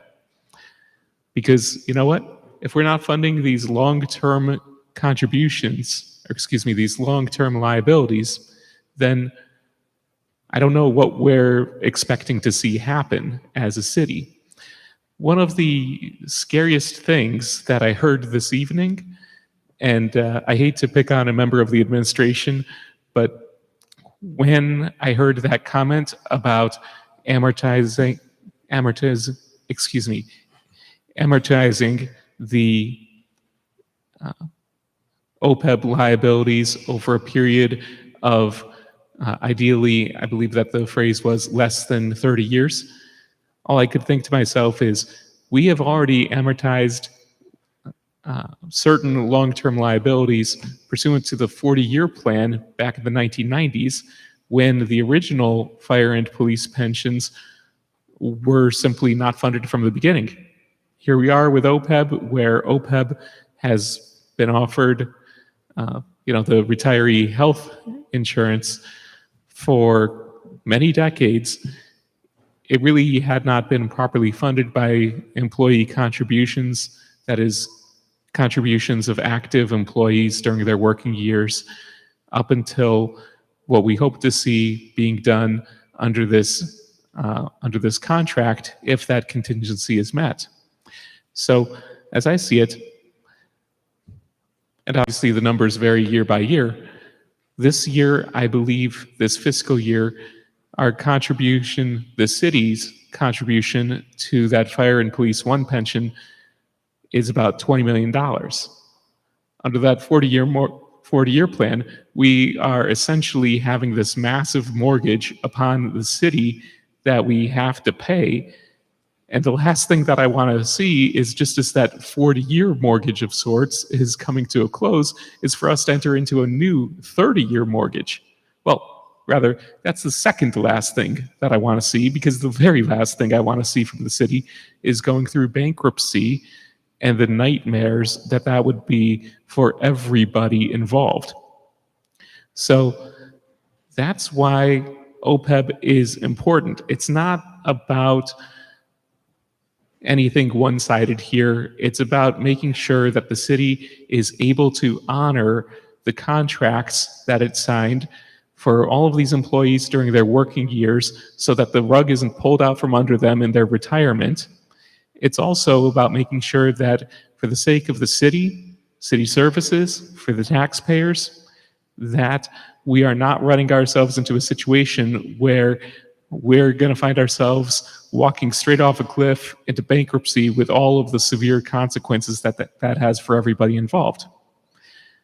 Now, I certainly do not expect for us to be able to turn this ship around and dig ourselves out of this very deep hole literally a 9-figure liability with OPEB. We're not going to be able to do that in one contract. So that's why I said a few years ago that what I really want to see is us to be able to take a significant step. I'm not crazy about this contingency. I understand why there is a contingency. And so what I wanted from my questions to the administration and to the union representation is assurances. Do we have any reason to think that this contingency is not going to be met? Obviously, we don't know what the result of the negotiations are going to be with the police union and municipal employees unions before those negotiations actually happen. I don't expect their union leadership to pre-negotiate either. That's not fair.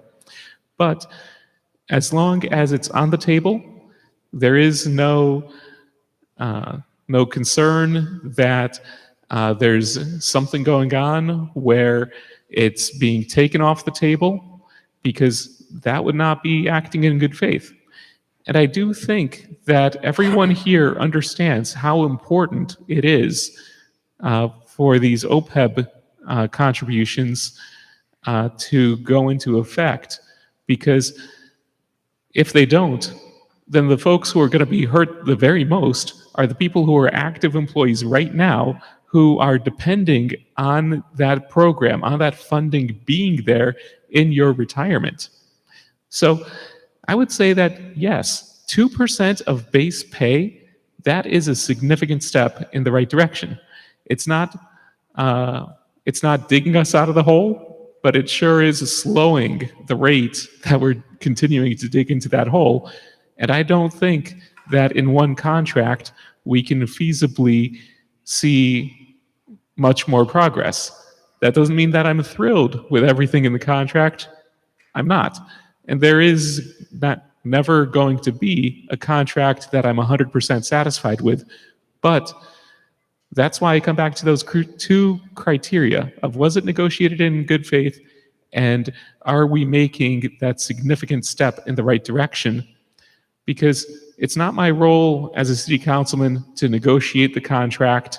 It's my role to have a vote in its ratification. And by those measures, I am comfortable ratifying this contract. Thank you. Thank you, Councilman. Councilman Foley.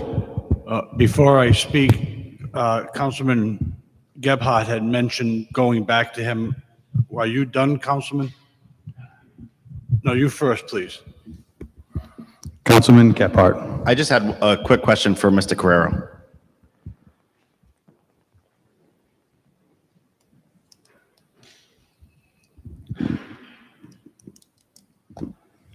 Mr. Carrero. Mr. Carrero, thank you for joining us. So when you and I spoke last week, I had that similar question to what I just asked Mr. Kaiser. So I just wanted to clarify that with you. So I had asked you who had asked for the provision that all the other bargaining units participated, and you had represented that it was the administration, and then I just heard something different. So I just wanted to clarify, get on the record what the right answer is there. It was just in the middle of bargaining and negotiations that we wanted to address the OPEB. Not sure how the provisions got in there, but that's something that we had agreed on to other terms during negotiations. Okay. Thank you. I hope that answers it. Yeah. Thank you. Any other questions, Councilman Gebhardt? Councilman Foley. President Carrera, just point of clarification. Earlier, you mentioned that in 2015, is that the year where the family paid health care for life was given up? That is correct. All right. You bring out a point that I bring up almost every time there's a contract in front of the city council. I'm in a unique position that I was a union president. I negotiated contracts. I served at Davies Career Tech, which was a state school, but also a local educational institution. And over the course of those 30 years, I know what we gave up to keep certain provisions in our contract. So I I appreciate you making that point in your presentation. I have a follow-up question to Councilman Gebhardt. When we were negotiating contracts, and I don't want to talk about my past, but we had what we called a Me Too, because Council 94 was a much larger union than Davies Teachers Association. So we would do a mirror to theirs. There were certain provisions that we would mirror 94, so we didn't have to negotiate that, we would just piggyback. It sounds like this OPEC 2% is similar to that. And I want to congratulate the firefighters union to being the first one to step up and saying, we're willing to do this. We're going to set the example. And it's also gratifying to hear that other city workers are willing to follow that example. Based on the testimony we heard, the municipal workers are willing to discuss it. Well, no one is willing to commit for the Warwick Police Department, which I understand completely. But I want to thank you and the Warwick firefighters for taking that first step, because for the last 2 years, we've been talking every time the budget comes up, that albatross that's sitting on our necks that we need to eventually deal with. And one of the other councilmen asked earlier, what do the citizens get? Step one, as the administration pointed out, step one in the process, and we're taking step one tonight. That's the end of my comments, Council President. I would wish to call the question. Well, is there any other council person who hasn't had an opportunity to speak on this or hasn't exhausted their time at this? Any other council person? Okay, do you have a motion? In favorable action to ratify the contract. Motion has been moved as favorable action, second by Councilman Howe and Councilman McElroy. Any questions or comments? This is for favorable action on PCR 10-23. Any questions or comments? Hearing the clerk will call roll for favorable action. Yes. Yes. Yes. Yes. No. Yes. Yes. Yes.